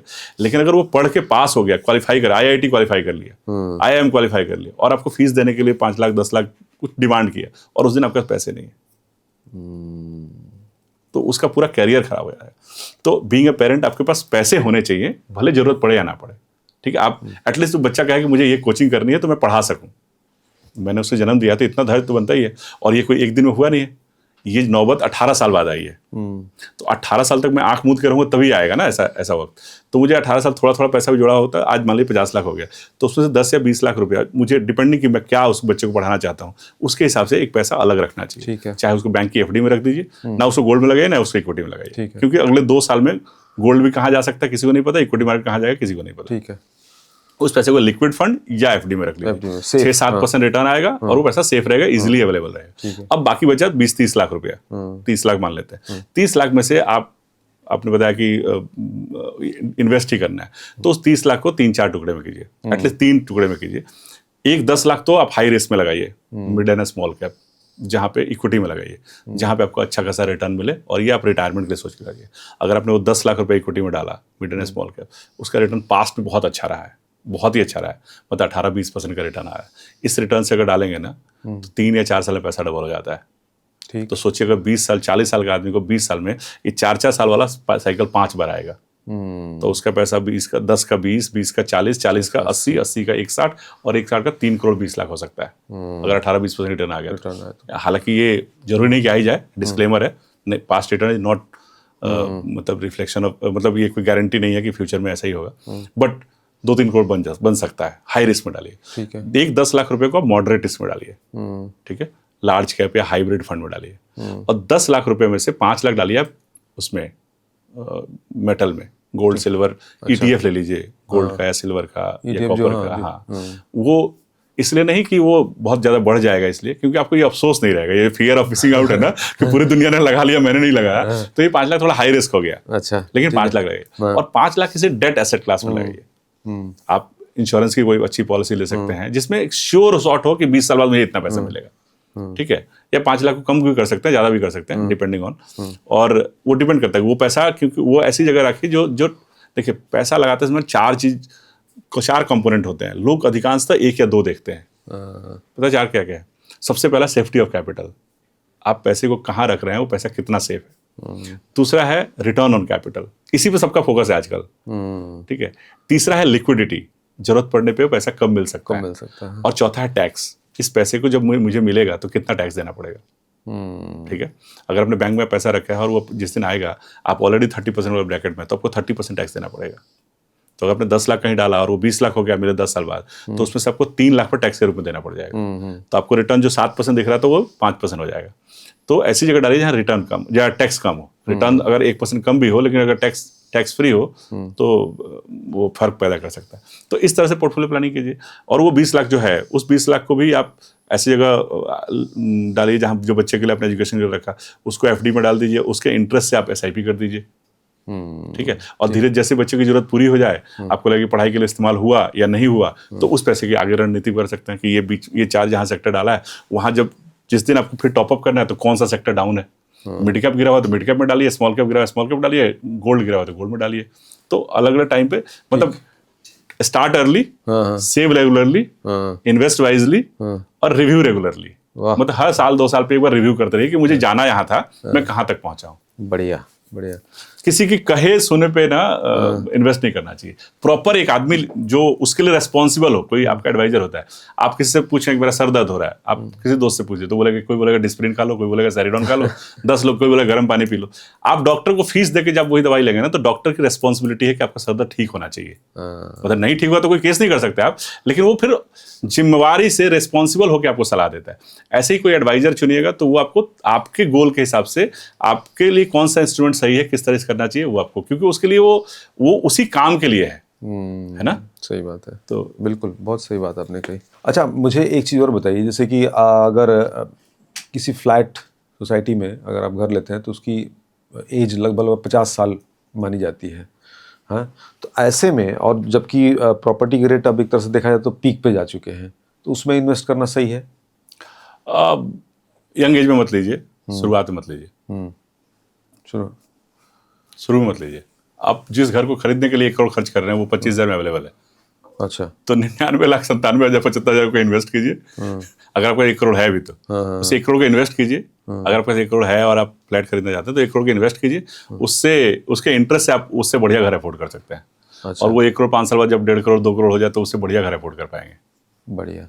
और अगर मैं लैंड में इन्वेस्ट करने की बात करूं तो वो एक सही ऑप्शन है? अगले सवाल का एक्सटेंशन है आपका कि जमीन की कीमत हमेशा बढ़ती है। लोग को लगता है कि फ्लैट की कीमत बढ़ती है, बिल्कुल बढ़ती है, सर्टेन एज तक बढ़ती है। लेकिन उसका जब फ्लैट की क्वालिटी या जो उसके कंस्ट्रक्शन जो वीक पड़ने लगता है, जब वो डैमेज होने लगता है, तब उसकी कीमत घटती भी है ना। ठीक है। और आपका 1 करोड़ पे आप घर खरीदने जा रहे हैं, तब पुराना मकान खरीदेंगे, नया मकान खरीदेंगे? ऑब्वियसली चाहेंगे नया मकान खरीदें। तो लैंड में अगर इन्वेस्ट कर सकते हो तो लैंड में, क्योंकि शहर में लैंड की उपलब्धता कम है और लैंड बड़ा टिकट साइज है, इसलिए लोग फ्लैट में खरीदना ज़्यादा प्रेफर करते हैं। बट फ्लैट रेंट पे अवेलेबल है तो रेंट पे रहना चाहिए। ठीक है। एक और सवाल है मेरा, HUF, हफ, ये क्या है? अगर शॉर्ट में आप बताएं आप, और इसको अगर इसमें आप बनाते हैं अकाउंट इसमें, तो क्या सैलरी वाले लोग इससे टैक्स बचा सकते हैं? जैसे आप अपने खुद की इनकम कमाते हैं उस पर टैक्स देते हैं, पत्नी आपकी कमाती है तो उस पर टैक्स देते हैं। आपके ज्वाइंट प्रॉपर्टी से जो पैसा आता है वो किसी न किसी हेड में आता है, वो आपका इनकम भी नहीं है, आपकी पत्नी का भी इनकम नहीं है। तो उस इनकम पे आप अपने अकाउंट में लेंगे तो आपको टैक्स देना पड़ेगा। मान लीजिए पिताजी की कोई जमीन है, उससे कुछ पैसा आ रहा है, या पिताजी की कोई प्रॉपर्टी है, मतलब हिंदू अनडिवाइडेड फैमिली, इसका HUF का फुल फॉर्म है। उस संपत्ति से, कोई साझी संपत्ति से पैसा आ रहा है तो उस पर आपको टैक्स की देनदारी क्यों होनी चाहिए? उसका एक अलग अकाउंट बनता है जिसको HUF अकाउंट बोलते हैं। ठीक है। तो ऐसी इनकम नॉर्मली लोग आजकल गलती क्या मतलब एक ट्रेंड है कि अपनी इनकम को ही HUF अकाउंट में डाल के लोग टैक्स बचाने की सोच रहे हैं। जरूरत नहीं है उसकी। अच्छा। मतलब आप एक गलत रास्ता अपना रहे हैं एक सुविधा का। HUF इसलिए बनाया गया कि एक हिंदू अनडिवाइडेड फैमिली का जो पैसा है वो उस अकाउंट में आए और उसकी टैक्स की देनदारी अलग बनती है। तो उसके लिए ATC का अलग से 1.5 लाख का स्लैब मिल जाता है। अच्छा, है ना। तो अगर कोई आदमी की ज्वाइंट प्रॉपर्टी से पैसा आ रहा है, पेरेंटल प्रॉपर्टी से पैसा आ रहा है, तो वो HUF अकाउंट में आए। खुद के पे टैक्स बचाने के लिए लोग करते हैं। तो जैसे आपकी सैलरी की इनकम है उस पर तो आप HUF नहीं कर सकते, लेकिन कोई दूसरे सोर्स से इनकम आ रही है तो आप HUF के थ्रू कर सकते हैं। आपने घर खरीदना है तो आप HUF के थ्रू घर खरीद लीजिए, उसका जो रेंट आएगा वो HUF की इनकम हो जाएगी। अगर घर आपने अपने नाम से लिया होता तो आपको टैक्स देना पड़ता, अपनी इनकम पे भी टैक्स और रेंट पे भी टैक्स। ठीक है। 1.5 लाख ही बचा सकते थे। आपने वो घर को ज्वाइंट प्रॉपर्टी के रूप में खरीदा तो HUF के रूप में पैसा आ रहा है, तो उस अकाउंट में आ रहा है, तो उससे 1.5 लाख की छूट मिल जाएगी आपको। या आपकी इनकम अलग, पत्नी की इनकम अलग, वो अलग इनकम अलग, तो कुछ तो डिडक्शन है ही ना 5 लाख तक का, तो उस पर आपको छूट मिल जाए तो टैक्स थोड़ा बच जाता है। ठीक है। मान लीजिए मुझे कुछ लॉन्ग टर्म बेनिफिट हुआ, प्रॉफिट हुआ है। मान लीजिए मेरा एक फ्लैट था, मैंने पहले का लिया हुआ था, अब मुझे उस पर टोटल मुझे 1 करोड़ का फायदा मुझे मिला है उसको बेचने के बाद। अब वो 1 करोड़ मिला, लेकिन वो टैक्स में भी कहीं ना कहीं वो जा रहा है, तो इसको ना बचाया जा वो सकता है। बचाया जा सकता है। वो क्या तरीका होना चाहिए? 3 तरीके हैं टैक्स बचाने के। पहला तरीका है कि आप इनकम टैक्स दीजिए, मतलब पहला 3 ऑप्शन है, तो उस जो प्रोसीडिंग्स मिलती है, जो पैसा मिलता है, उस पर 3 तरह का कार्रवाई की जा सकती है। पहला तो ये कि आप उस पर टैक्स दे दें। तो टैक्स देने के भी 2 रूल हैं। पहला रूल पहले ये क्या था कि इंडेक्सेशन होता था, आपने प्रॉपर्टी कब खरीदी थी, उस समय उसकी क्या वैल्यू थी, आज जब बेचा तब क्या वैल्यू है, तो इंडेक्स के हिसाब से उसकी कितनी वैल्यू होनी चाहिए। लेट सपोज कि 10 लाख में आपने ली थी और आज 50 लाख है, तो अगर ये 15 साल लगा है तो 10 लाख की वैल्यू आज के इंडेक्स के हिसाब से वो लगभग 20 लाख के आसपास होनी चाहिए। आपने बेचा 30 लाख, तो वो 10 लाख का गेन 10 लाख में खरीदी, 30 लाख में बेचा, प्रॉफिट 20 लाख हुआ है, लेकिन इंडेक्स के हिसाब से उसकी आज की प्राइस 20 लाख मानी जा रही है, एक इंडेक्सेशन है। तो 20 लाख के ऊपर आपने 30 लाख में बेचा तो 10 लाख का गेन हुआ, उस 10 लाख पे आप 20% टैक्स दीजिए। ठीक है, एक तो ये टैक्स है। लॉन्ग टर्म कैपिटल गेन पहले कैलकुलेट ऐसे ही होता था। दूसरा रूल अभी आया है कि उसको नए वाले LTCG में मर्ज कर दिया गया है कि अब 10 लाख में खरीदा और 30 लाख में मिली बेचा, तो 20 लाख के गेन पे आप 12.5% टैक्स दे दीजिए। ठीक है। उसमें 1,25,000 का एग्जाम्पशन है, बाकी पैसे पे 12.5% टैक्स दीजिए। तो ये तो वो टैक्स का रूल। टैक्स बचाने के 2 तरीके हैं, या तो उसी पैसे से आप घर खरीद लीजिए, ठीक है, तो वो पैसा टैक्स एग्जम्प्ट हो जाएगा, उस पर टैक्स नहीं लगेगा। दूसरा, उस पैसे को कैपिटल गेन का एक बॉन्ड आता है, लेकिन वो अप टू 50 लाख होता है। 50 लाख तक उस पैसे को इन्वेस्ट कीजिए, 3 साल का लॉकिंग होता है और 5% का इंटरेस्ट मिलता है उसमें। ठीक है। मतलब आपने 50 लाख डाल दिया, वो 3 साल तक नहीं निकाल सकते आप। उस पर सरकार 5% टैक्स इंटरेस्ट देगी, लेकिन वो 5% भी टैक्सेबल है। 3 साल बाद वो पैसा आपको मिल जाएगा। तो उस 50 लाख को जो आपको कैपिटल गेन देना पड़ता है वो नहीं देना पड़ेगा। अच्छा, तो उसी मान लीजिए 1 करोड़ में मैंने, मतलब अगर मैंने घर बेचा है और मुझे 1 करोड़ का प्रॉफिट मिला है पूरा, अब मुझे कुछ काम भी तो है, मान लीजिए 20 लाख मुझे उसमें से कहीं खर्च भी करना है, तो वो भी, उस पर भी कुछ अगर हम खर्च कहीं कर रहे हैं जहाँ जरूरत है, तो इसको भी ध्यान में रखते हुए क्या क्या स्ट्रेटेजी होनी चाहिए? उस पर टैक्स नहीं बचा सकते ना, खर्च तो आपका पर्सनल है। अच्छा, उसके लिए प्रॉपर्टी या तो खरीदिए या फिर बॉन्ड खरीदिए, 2 ही तरीका है, नहीं तो टैक्स दीजिए। मेरे हिसाब से तो अगर आप प्रॉपर्टी से उस पैसे को घर खरीदना चाहते हैं, कभी ना कभी खरीदना ही है, आज तो आज ही खरीद लीजिए, मतलब साल भर के अंदर खरीद लीजिए, तो टैक्स बच जाएगा। अगर आप घर नहीं खरीदना चाहते, घर आपके पास है और उस पैसे को इन्वेस्टमेंट के लिए आप घर में लगाए हुए थे, तो उस पैसे पर टैक्स दीजिए और बाकी पैसे को इक्विटी मार्केट में इन्वेस्ट कीजिए। ठीक है। वही 60-40-70-30 का रूल अपनाते हुए, थोड़ा इक्विटी, थोड़ा हाइब्रिड, थोड़ा डेट करके यूज करके, थोड़ा मल्टी एसेट। एक मल्टी एसेट फंड है जो आज की बड़ा ट्रेंडिंग है। जैसे लोग गोल्ड में पैसा लगा रहे हैं, सिल्वर में आपने पूछा कि लगाना चाहिए। ठीक है। आपको नहीं पता गोल्ड कब बढ़ेगा, कब घटेगा, कितना गोल्ड लेना चाहिए अपने पोर्टफोलियो का, तो एक मल्टी एसेट फंड होता है। उसमें कुछ इक्विटी होता है, 65% इक्विटी होता है, 15-20% डेट होता है और 15-20% मल्टी वो प्रीसियस मेटल होता है, गोल्ड या सिल्वर। तो वो एलोकेशन चेंज करते रहते हैं। अगर मार्केट जैसा अभी अच्छा चल रहा है तो उसमें गोल्ड का पोर्शन ज़्यादा होगा, अगर गोल्ड गिरने लगा तो गोल्ड घटा लेंगे और इक्विटी बढ़ा लेंगे। इक्विटी मार्केट नीचे होगा तो इक्विटी का पोर्शन ज़्यादा होगा। जब अलग अलग टाइम पे अलग अलग डायनेमिक तरीके से वो मल्टी एसेट फंड में भी एक ही फंड में डाल के वो तीनों जगह, तीनों सेक्टर में पैसा लगा सकते हैं। ठीक है। रेंट पे रहना सही है अभी फिलहाल के सिनेरियो में? अगर कोई जॉब पर्सन है 40-45 तक रेंट पे रहिए, उसके बाद तो घर होना ही चाहिए। अच्छा, चाहे आपके पोर्टफोलियो में 100 करोड़ रुपया हो और आप किराए पर रह रहे हो, तो मतलब समझदारी नहीं, एक घर तो होना चाहिए। घर सिर्फ वेल्थ का पार्ट नहीं है, घर एक मतलब एक इमोशनल सब्जेक्ट है। घर पे बोलने से मैं 10 बार पहले सोचता हूँ कि घर को अगर आप किसी बोले ना, घर से अच्छा इन्वेस्टमेंट इक्विटी मार्केट इन्वेस्टमेंट है, वो ठीक है, टेक्निकली है, लेकिन घर नहीं होना एक बहुत बड़ा गैप क्रिएट करता है आपके माइंड में। एक एड्रेस प्रूफ एक घर होना चाहिए। चाहे आपके अगर आपका पुराना जहाँ आप रहते हैं, आप जिस जगह से बिलोंग करते हैं वहां पे घर भी है तो यहाँ पे रेंट पे भी लेकर रह सकते हैं, लेकिन वहां भी नहीं, यहाँ भी नहीं, तो एक घर तो होना चाहिए। 45 के बाद होनी चाहिए। ठीक है। गरीब माइंडसेट क्या होता है? कमाओ और खर्च करो, जिंदगी एक बार मिली है, एक बार जीना है, 5 दिन काम करो, 2 दिन एंजॉय करो, ये गरीब मानसिकता है। अच्छा, मान लीजिए किसी की 1 लाख सैलरी है, तो आइडियल एक तरीका आप रैंडम ही बताइए कि वो क्या तरीका होना चाहिए, किस तरह से क्या क्या करना चाहिए? हाँ, तो एक प्रिंसिपल है 50-30-20। 50% आपकी नीड्स है, 30% आप अपनी डिजायर पे खर्च करें और 20% आप सेव करें। अच्छा। अगर आपकी ज़रूरतें ज़्यादा हैं तो 50 बढ़ जाएगा। आप ज़रूरतें देखिए कि कितनी, देखिए नीड और विश 2 वर्ड है और इसके बीच एक बहुत महीन लाइन है। मेरा बच्चा ट्यूशन पढ़ने जाने लगा है, तो उसको मुझे एक फ़ोन देना है कि घर से दूर जा रहा है तो कम्युनिकेट करने के लिए टच में रहे, कोई इमरजेंसी तो फ़ोन करके बता सके, तो मुझे उसके फ़ोन देना है, ये मेरी नीड है। लेकिन मैं उसको एप्पल का ही फ़ोन दूँ लेटेस्ट वाला, ये मेरी विश है। तो मैं उसको एक बेसिक 2000 वाला फोन भी खरीद के दे सकता हूँ, जेब में रहेगा, कहीं टू बजा तो सुन भी लेगा जल्दी और मुझे रेस्पॉन्ड भी कर देगा। ना उस पर व्हाट्सअप चलेगा ना बाकी चीज चलेगी, तो वो ज्यादा शायद हो सकता है। ठीक है। या एक छोटा फीचर फोन दे दूं, मतलब एंड्रॉइड का ही, तो मतलब सस्ता सा एक फोन दे दूं, यूज किया फोन दे दूं, ये जरूरत पूरी कर सकता है। लेकिन मैं उसी फोन के लिए अब 1 लाख रुपए खर्च करूं या 50,000 खर्च करूं, ताकि ये दिखाने के लिए कि मेरा बच्चा अपने क्लास के बाकी बच्चों से ज्यादा स्मार्ट है या ज्यादा अच्छी सोसाइटी में रहता है, अच्छा ये विश है। तो ये एक गरीब मानसिकता का भी परिचायक है। गरीब आदमी अमीर दिखना चाहता है, अमीर आदमी को अमीर दिखने में शौक नहीं है। आप गरीब आदमी अपने अमीरी होने के संभावनाओं को किल कर देता है अमीर दिखने के चक्कर में। सही बात है। अच्छा, बच्चों का फ्यूचर ज्यादा जरूरी है या अपना रिटायरमेंट? दोनों जरूरी है। आपके रिटायरमेंट से पहले आपके बच्चे का फ्यूचर आएगा। ठीक है। बीइंग अ पेरेंट आपको भी अपने बच्चे को ख्याल तो आप ही को रखना है। हर आदमी देखते हैं, आप स्टेज पे जब खड़ा होता है कुछ अचीव कर लेता है तो बोलता है कि मेरे पिताजी के पास पैसे नहीं थे, माँ बाप बहुत तंगी में मुझे पाले, और ये लाइन किसी मेरे बच्चे को ना बोलना पड़े। एटलीस्ट उतना तो मैं, जितना मैंने मेरे बाप ने मुझे किया, मुझे पढ़ाया लिखाया, मैं अपने बच्चे को चाहता हूँ उससे ज़्यादा पढ़ा सकूँ, उससे ज़्यादा सुख सुविधा दे सकूँ। तो बच्चों का फ्यूचर इंपॉर्टेंट है ज्यादा, लेकिन रिटायरमेंट की कॉस्ट पे नहीं। हाँ ठीक है, ये अच्छी बात आपने कही। ज्यादा पैसा स्ट्रेस देता है या कम पैसा? पैसा नहीं होना एक छोटी समस्या है, पैसा होना बड़ी समस्या है। अच्छा। अगर आपके पास पैसे नहीं है तो सिर्फ एक समस्या है कि आपके पास पैसे नहीं है। आप आज कैसे खाएंगे या आपकी दिनचर्या कैसी रहेगी। लेकिन अगर पैसा बहुत सारा आ जाए, आपसे मैं पूछूंगा आपको 1 करोड़ मिल जाए आज, जाते जाते आपकी गाड़ी में कोई रख के चला जाए, तो आप क्या कीजिएगा? आप टेंशन में आ जाइएगा। सही बात है। EMI जल्दी खत्म करनी चाहिए या इन्वेस्ट करना चाहिए? पर्सनल लोन की EMI जितनी जल्दी खत्म कर सकते हैं उतनी जल्दी खत्म कीजिए। होम लोन को बचा के रखिए, लेकिन हाँ, होम लोन को जो चुकाने वाला पैसा है उस पैसे को इन्वेस्ट कीजिए तब। अगर आप बचा भी नहीं रहे हैं, इन्वेस्ट भी नहीं कर रहे हैं, तो फिर तो लोन ही चुका लीजिए।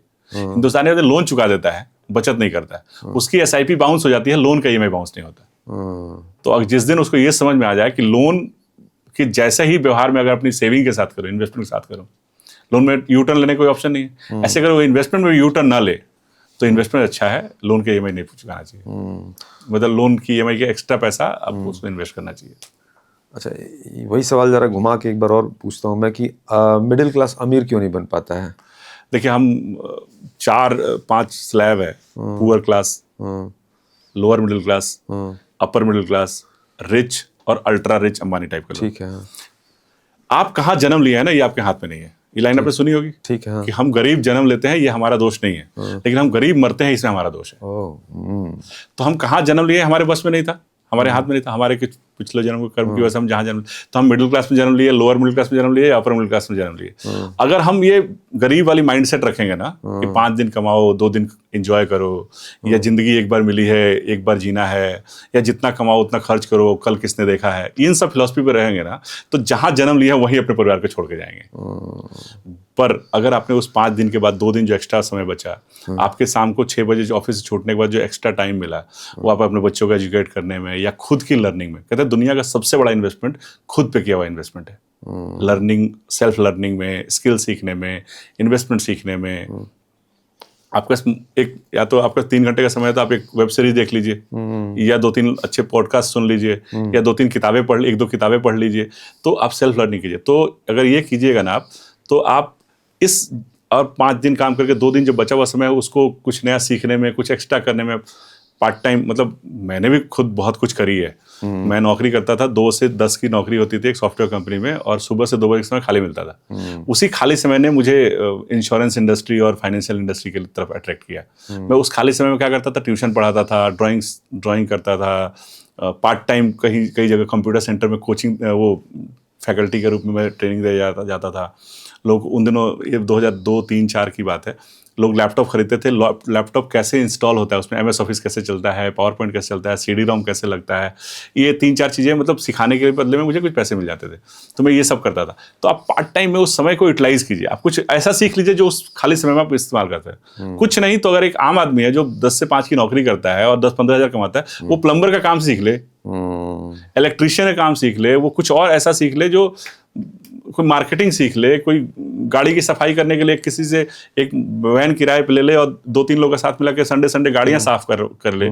खुद नहीं कर सकता, अच्छे क्लास का है, तो अपने नीचे 2 लोग रख ले, उससे सफाई करवा दे, उससे भी वो पार्ट टाइम इनकम जनरेट कर सकता है। तो ये अगर आप करेंगे ना, तो आप धीरे धीरे धीरे धीरे आप अपनी लाइफ, अपनी फैमिली को, ये जो मिडिल क्लास या लोअर मिडिल क्लास या अपर मिडिल क्लास से एक स्टेप ऊपर, ये एक स्टेप ऊपर जाने में कम से कम 10 से 15 साल लगते हैं। लेकिन अगर इंश्योरेंस नहीं होना और उस आदमी को कुछ हो जाए तो उसकी फैमिली 3 साल में उसके एक स्टेप नीचे आ जाती है। बड़ी बात आपने बताई, शानदार। मेडिक्लेम के बिना रिटायरमेंट पॉसिबल है?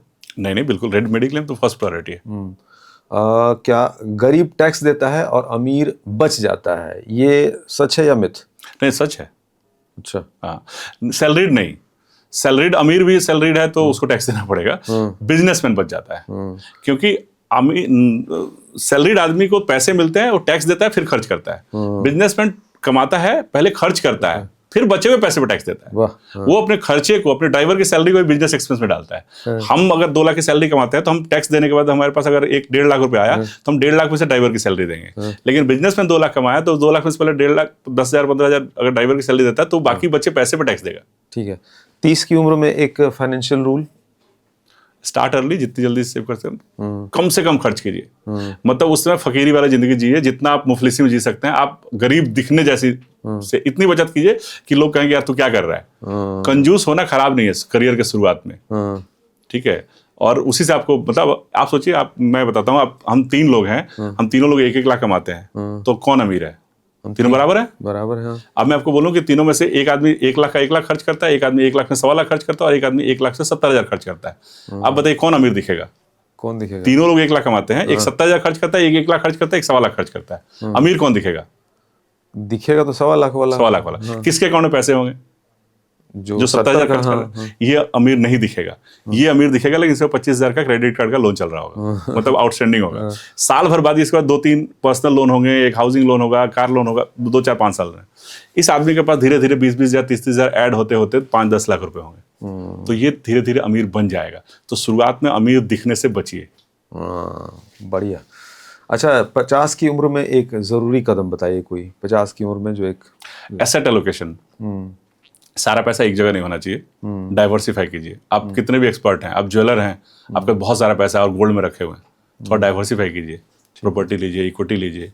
आप बहुत शेयर ब्रोकर हैं, बहुत अच्छा पैसा आपके पास है, इक्विटी में बहुत पैसा बनाया, तो कुछ पैसे से घर खरीद लीजिए, कुछ दूसरे सेक्टर में पैसा लगे। एक जगह पैसा नहीं होना चाहिए। वो वॉरेन बफेट साहब की एक लाइन है, मशहूर line, don't put all eggs in single basket. तो किसी भी जगह पे, आप 50 की एज में वेल्थ होता है आदमी के पास, तो वो एक जगह नहीं होना चाहिए, कॉन्सेंट्रेट नहीं होना चाहिए, अलग अलग जगह होना चाहिए। सबसे underrated investment? Underrated investment, equity market, mutual fund. अब तो खैर ट्रेंडिंग हो गया है, लेकिन खुद में लगाया हुआ इन्वेस्टमेंट। हाँ, ये अच्छा सवाल पूछा आपने। सबसे अंडररेटेड इन्वेस्टमेंट है इन्वेस्टमेंट इन योरसेल्फ। आप जो पैसा ट्रेनिंग में, लर्निंग में, सीखने में लगाते हैं, उसको लोगों को लगता है इससे रिटर्न नहीं आता। सबसे ज्यादा रिटर्न उसी में आता है। आपने 10,000 से शुरुआत करी और 2 लाख रुपए कमा रहे हैं, तो ये सोचिए कितना बड़ा रिटर्न है। अब आखिर में, आज के दौर में फाइनेंस का सबसे बड़ा मंत्र आप दर्शकों को अगर आप देना चाहें तो वो क्या हो सकता है? एक स्टोरी है, बंदर मर जाएगा, तोता उड़ जाएगा। क्या ये? 2 दोस्त थे, बंदर और तोता। तो उन्होंने कहा एक दिन हवाई सफर पे चलते हैं। मतलब तोता उड़ता रहता था, बंदर उतना तो उड़ नहीं पाता, वो छलांगे लगाता है, उड़ता नहीं है। तो उसको हवा की सैर करने की सूझी, तो उसने तोते को बोला, तो उसने बोला भाई तू तो ऐसे, तेरे पास पंख तो है नहीं, तो उड़ नहीं सकता है, तो हम फ्लाइट का टिकट लेते हैं, हम हवाई जहाज से उड़ेंगे। तो हम दोनों के हवाई जहाज का टिकट लिया और दोनों हवाई जहाज पे उड़ रहे थे, मतलब हवाई जहाज बैठे थे। तोते ने बंदर को उंगली करी कि तू एयर होस्टेस को बुला। अच्छा। तो बोला कि कैसे बुलाऊं? तो बोला ऊपर एक बटन है, उसको दबा, वो आएगी। तो उसने बटन दबाया, एयर होस्टेस आई। तो उसने हंसने लगा, बोला नहीं कोई काम नहीं था, हम तो ऐसे ही मजे ले रहे थे। एयर होस्टेस चली गई। तोते ने फिर कहा बंदर को, फिर से फिर दबाया बंदर ने। अब बंदर शांत भी नहीं बैठ सकता था, तोता कहता था वही करता था, तो तोते को फॉलो करता था। थोड़ी देर बाद फिर वो आई, फिर इसने बुलाया, फिर वो आई। उसने बोला नहीं हम तो मजाक कर रहे हैं। 2-3 बार बुलाया, आई गई, वो इरिटेट हो गई। उसने जाके क्रू मेंबर को बोला कि 2 लोग हैं बड़े परेशान कर रहे हैं। वो क्रू मेंबर आया और देखा कि इनको, तो उन्होंने देखा कि तुम क्यों ऐसा कर रहे हो? बोला हम तो मजे ले रहे थे। उसने दरवाजा खोला और बंदर और तोते दोनों को चलती प्लेन से फेंक दिया। तोता उड़ गया क्योंकि तो उड़ना जानता था, बंदर गिर के मर गया। तो अगर आप उड़ना नहीं जानते हैं तो तोते की बात पे इन्वेस्टमेंट मत कीजिए। क्या पता जो बता रहा हूँ उसको उड़ने आता हो। क्या आपको बात नहीं है। आता। शानदार, बढ़िया। अच्छा सर, बड़ी मजेदार बात रही और बातों में इतनी अच्छी बातें आपने बताई, ऐसा नहीं लगा कि बहुत, हाँ मैथ वाला पोर्शन मेरा थोड़ा वीक है, आप नहीं, फटाफट कैलकुलेट कर रहे थे। मेरा आंसर थोड़े लंबे थे, मैं क्षमा चाहूंगा कि मैं शॉर्ट में क्रिस्प नहीं रख पाया। लेकिन फिर भी हमने इस 1-1.5 घंटे में, मतलब आपने एक तरह से कहा जाए तो गागर में सागर भर दिया है, देखा जाए सर, तो बहुत कुछ मिलेगा इसमें। पानी, पत्नी और पैसा जब तक होती है ना, हम उसकी अहमियत नहीं रखते। और जिस दिन नहीं होती है ना, उस दिन पता चलता है कि इसकी कितनी अहमियत थी। बहुत तो इसलिए जब तक पैसा है ना, उसकी अहमियत समझिए। पैसा एक पावर है जो आपको जीने की आजादी देता है।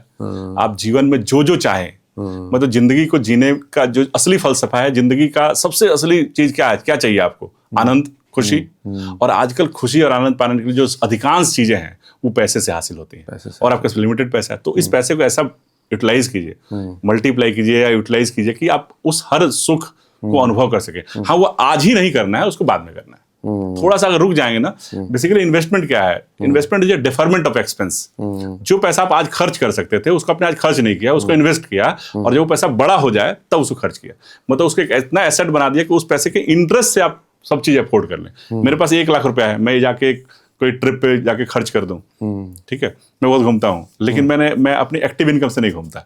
तो मैंने, मान लीजिए मैं 1 लाख रुपया है, मैं स्विट्जरलैंड घूमना चाहता हूँ, मैं 5 लाख रुपया है, मैं 5 लाख लेके खर्च करूँ, जाऊँ और स्विट्जरलैंड घूम के आऊँ, या मैं उस 5 लाख को इन्वेस्ट करूँ। मेरी आज अभी एज मान लीजिए 40 है, और मैं 10 साल 15 साल तक इन्वेस्टेड रहा, और वो पैसा, लोग कहेंगे तब तक घुटने में जंग खा जाएगा या घुटना दर्द करने लगेगा, ठीक है, लेकिन अगर उस 5 लाख को मैं 50 लाख बना दिया और उससे 12% का रिटर्न आ रहा है या 10% का रिटर्न आ रहा है, तो हर साल 5 लाख आएगा। हो सकता है इस 5 लाख की कॉस्ट उसमें 10 लाख हो, तो मैं हर 2 साल पे स्विट्जरलैंड जाऊंगा और जिंदगी भर जाता रहूंगा। तब शायद मैं, हो सकता है मैं एक अटेंडेंट भी अफोर्ड कर पाऊं, क्योंकि मैं 50 लाख को पड़ा है या 5 करोड़ पड़ा है, और उसके पैसे से मैं घूम सकता हूं। तो शुरू में इन्वेस्टमेंट करने से इन्वेस्टमेंट कीजिए और खर्चे से बचिए, और उसके बाद पैसा जरूरी है। और आप बहुत पैसे वाले लोगों के फाइनेंस को मैनेज करते हैं, उनको सलाह देते हैं। पैसे वाले लोगों को आपने देखा है। आपसे ये सवाल पूछना थोड़ा सा अलग हो जाएगा, लेकिन आखिर वैसे ही मैं पूछ रहा हूँ, क्या आपको लग रहा है कि सच में वाकई पैसा सब कुछ है, वही खुशी देता है क्या? ऐसे लोगों को आपने देखा है कि पैसे होने के बाद भी? सर, पैसा खुशी नहीं देता, लेकिन खुशी जिन चीजों से मिलती है ना, वो पैसे से आती है। ये हर जगह लागू होता है? जरूरी बिल्कुल, है? 100%। आपको खुशी किस चीज से होती है? आपको खुशी दोस्त के साथ गप्पे मारने से होती है। तो क्या आप थर्सडे की दोपहर को आप दोस्त के साथ गप्पे मार सकते हैं?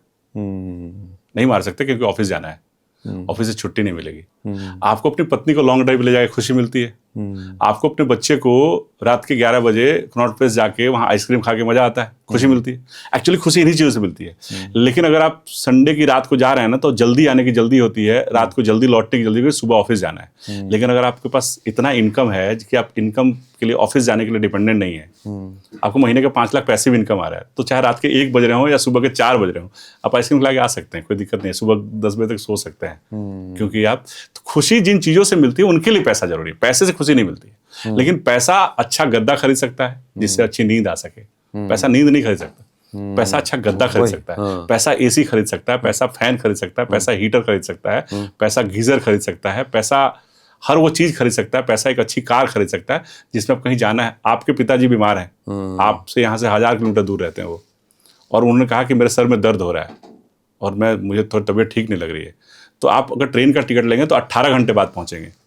लेकिन अगर आप फ्लाइट का टिकट लेंगे तो आप 3 घंटे में उनके सामने होंगे। कि पैसा ही आपको आजादी देता है कि आप इमीडिएट एक टिकट सुविधाएं और चीजें खरीद सके। तो पैसा सुख नहीं देता है, लेकिन आप पिताजी के पास 3 घंटे पहुंच जाए, ये सुख हासिल करने के लिए आपको पैसा होना है। लेकिन माध्यम में बड़ा मतलब माध्यम लेना है, तो उसके लिए जरिया होना बहुत जरूरी है। आपने एक लाइन आई थिंक कहा था अभी कि पैसा दुनिया में भगवान नहीं है, लेकिन आजकल भगवान से कम भी नहीं है। मतलब पैसा सब कुछ नहीं होता, लेकिन बहुत कुछ होता है। हाँ, लेकिन अब जिनके पास पैसा नहीं है वो क्या करें? दिलों के एक लाइन उनके लिए बोली जाती है ना कि मिला है किसी को क्या, सोचिए अमीरी से, दिलों के शाह तो अक्सर फकीर होते हैं। ये फकीर आदमी लिखा होगा। पैसा बहुत बाहियात चीज होती है, पैसे की कोई वर्थ नहीं है, ये कहने के लिए आपको बहुत पहले पैसा कमाना चाहिए। बहुत बढ़िया, शानदार सर, मजा आ गया आपके साथ बात करके। Thank you so much.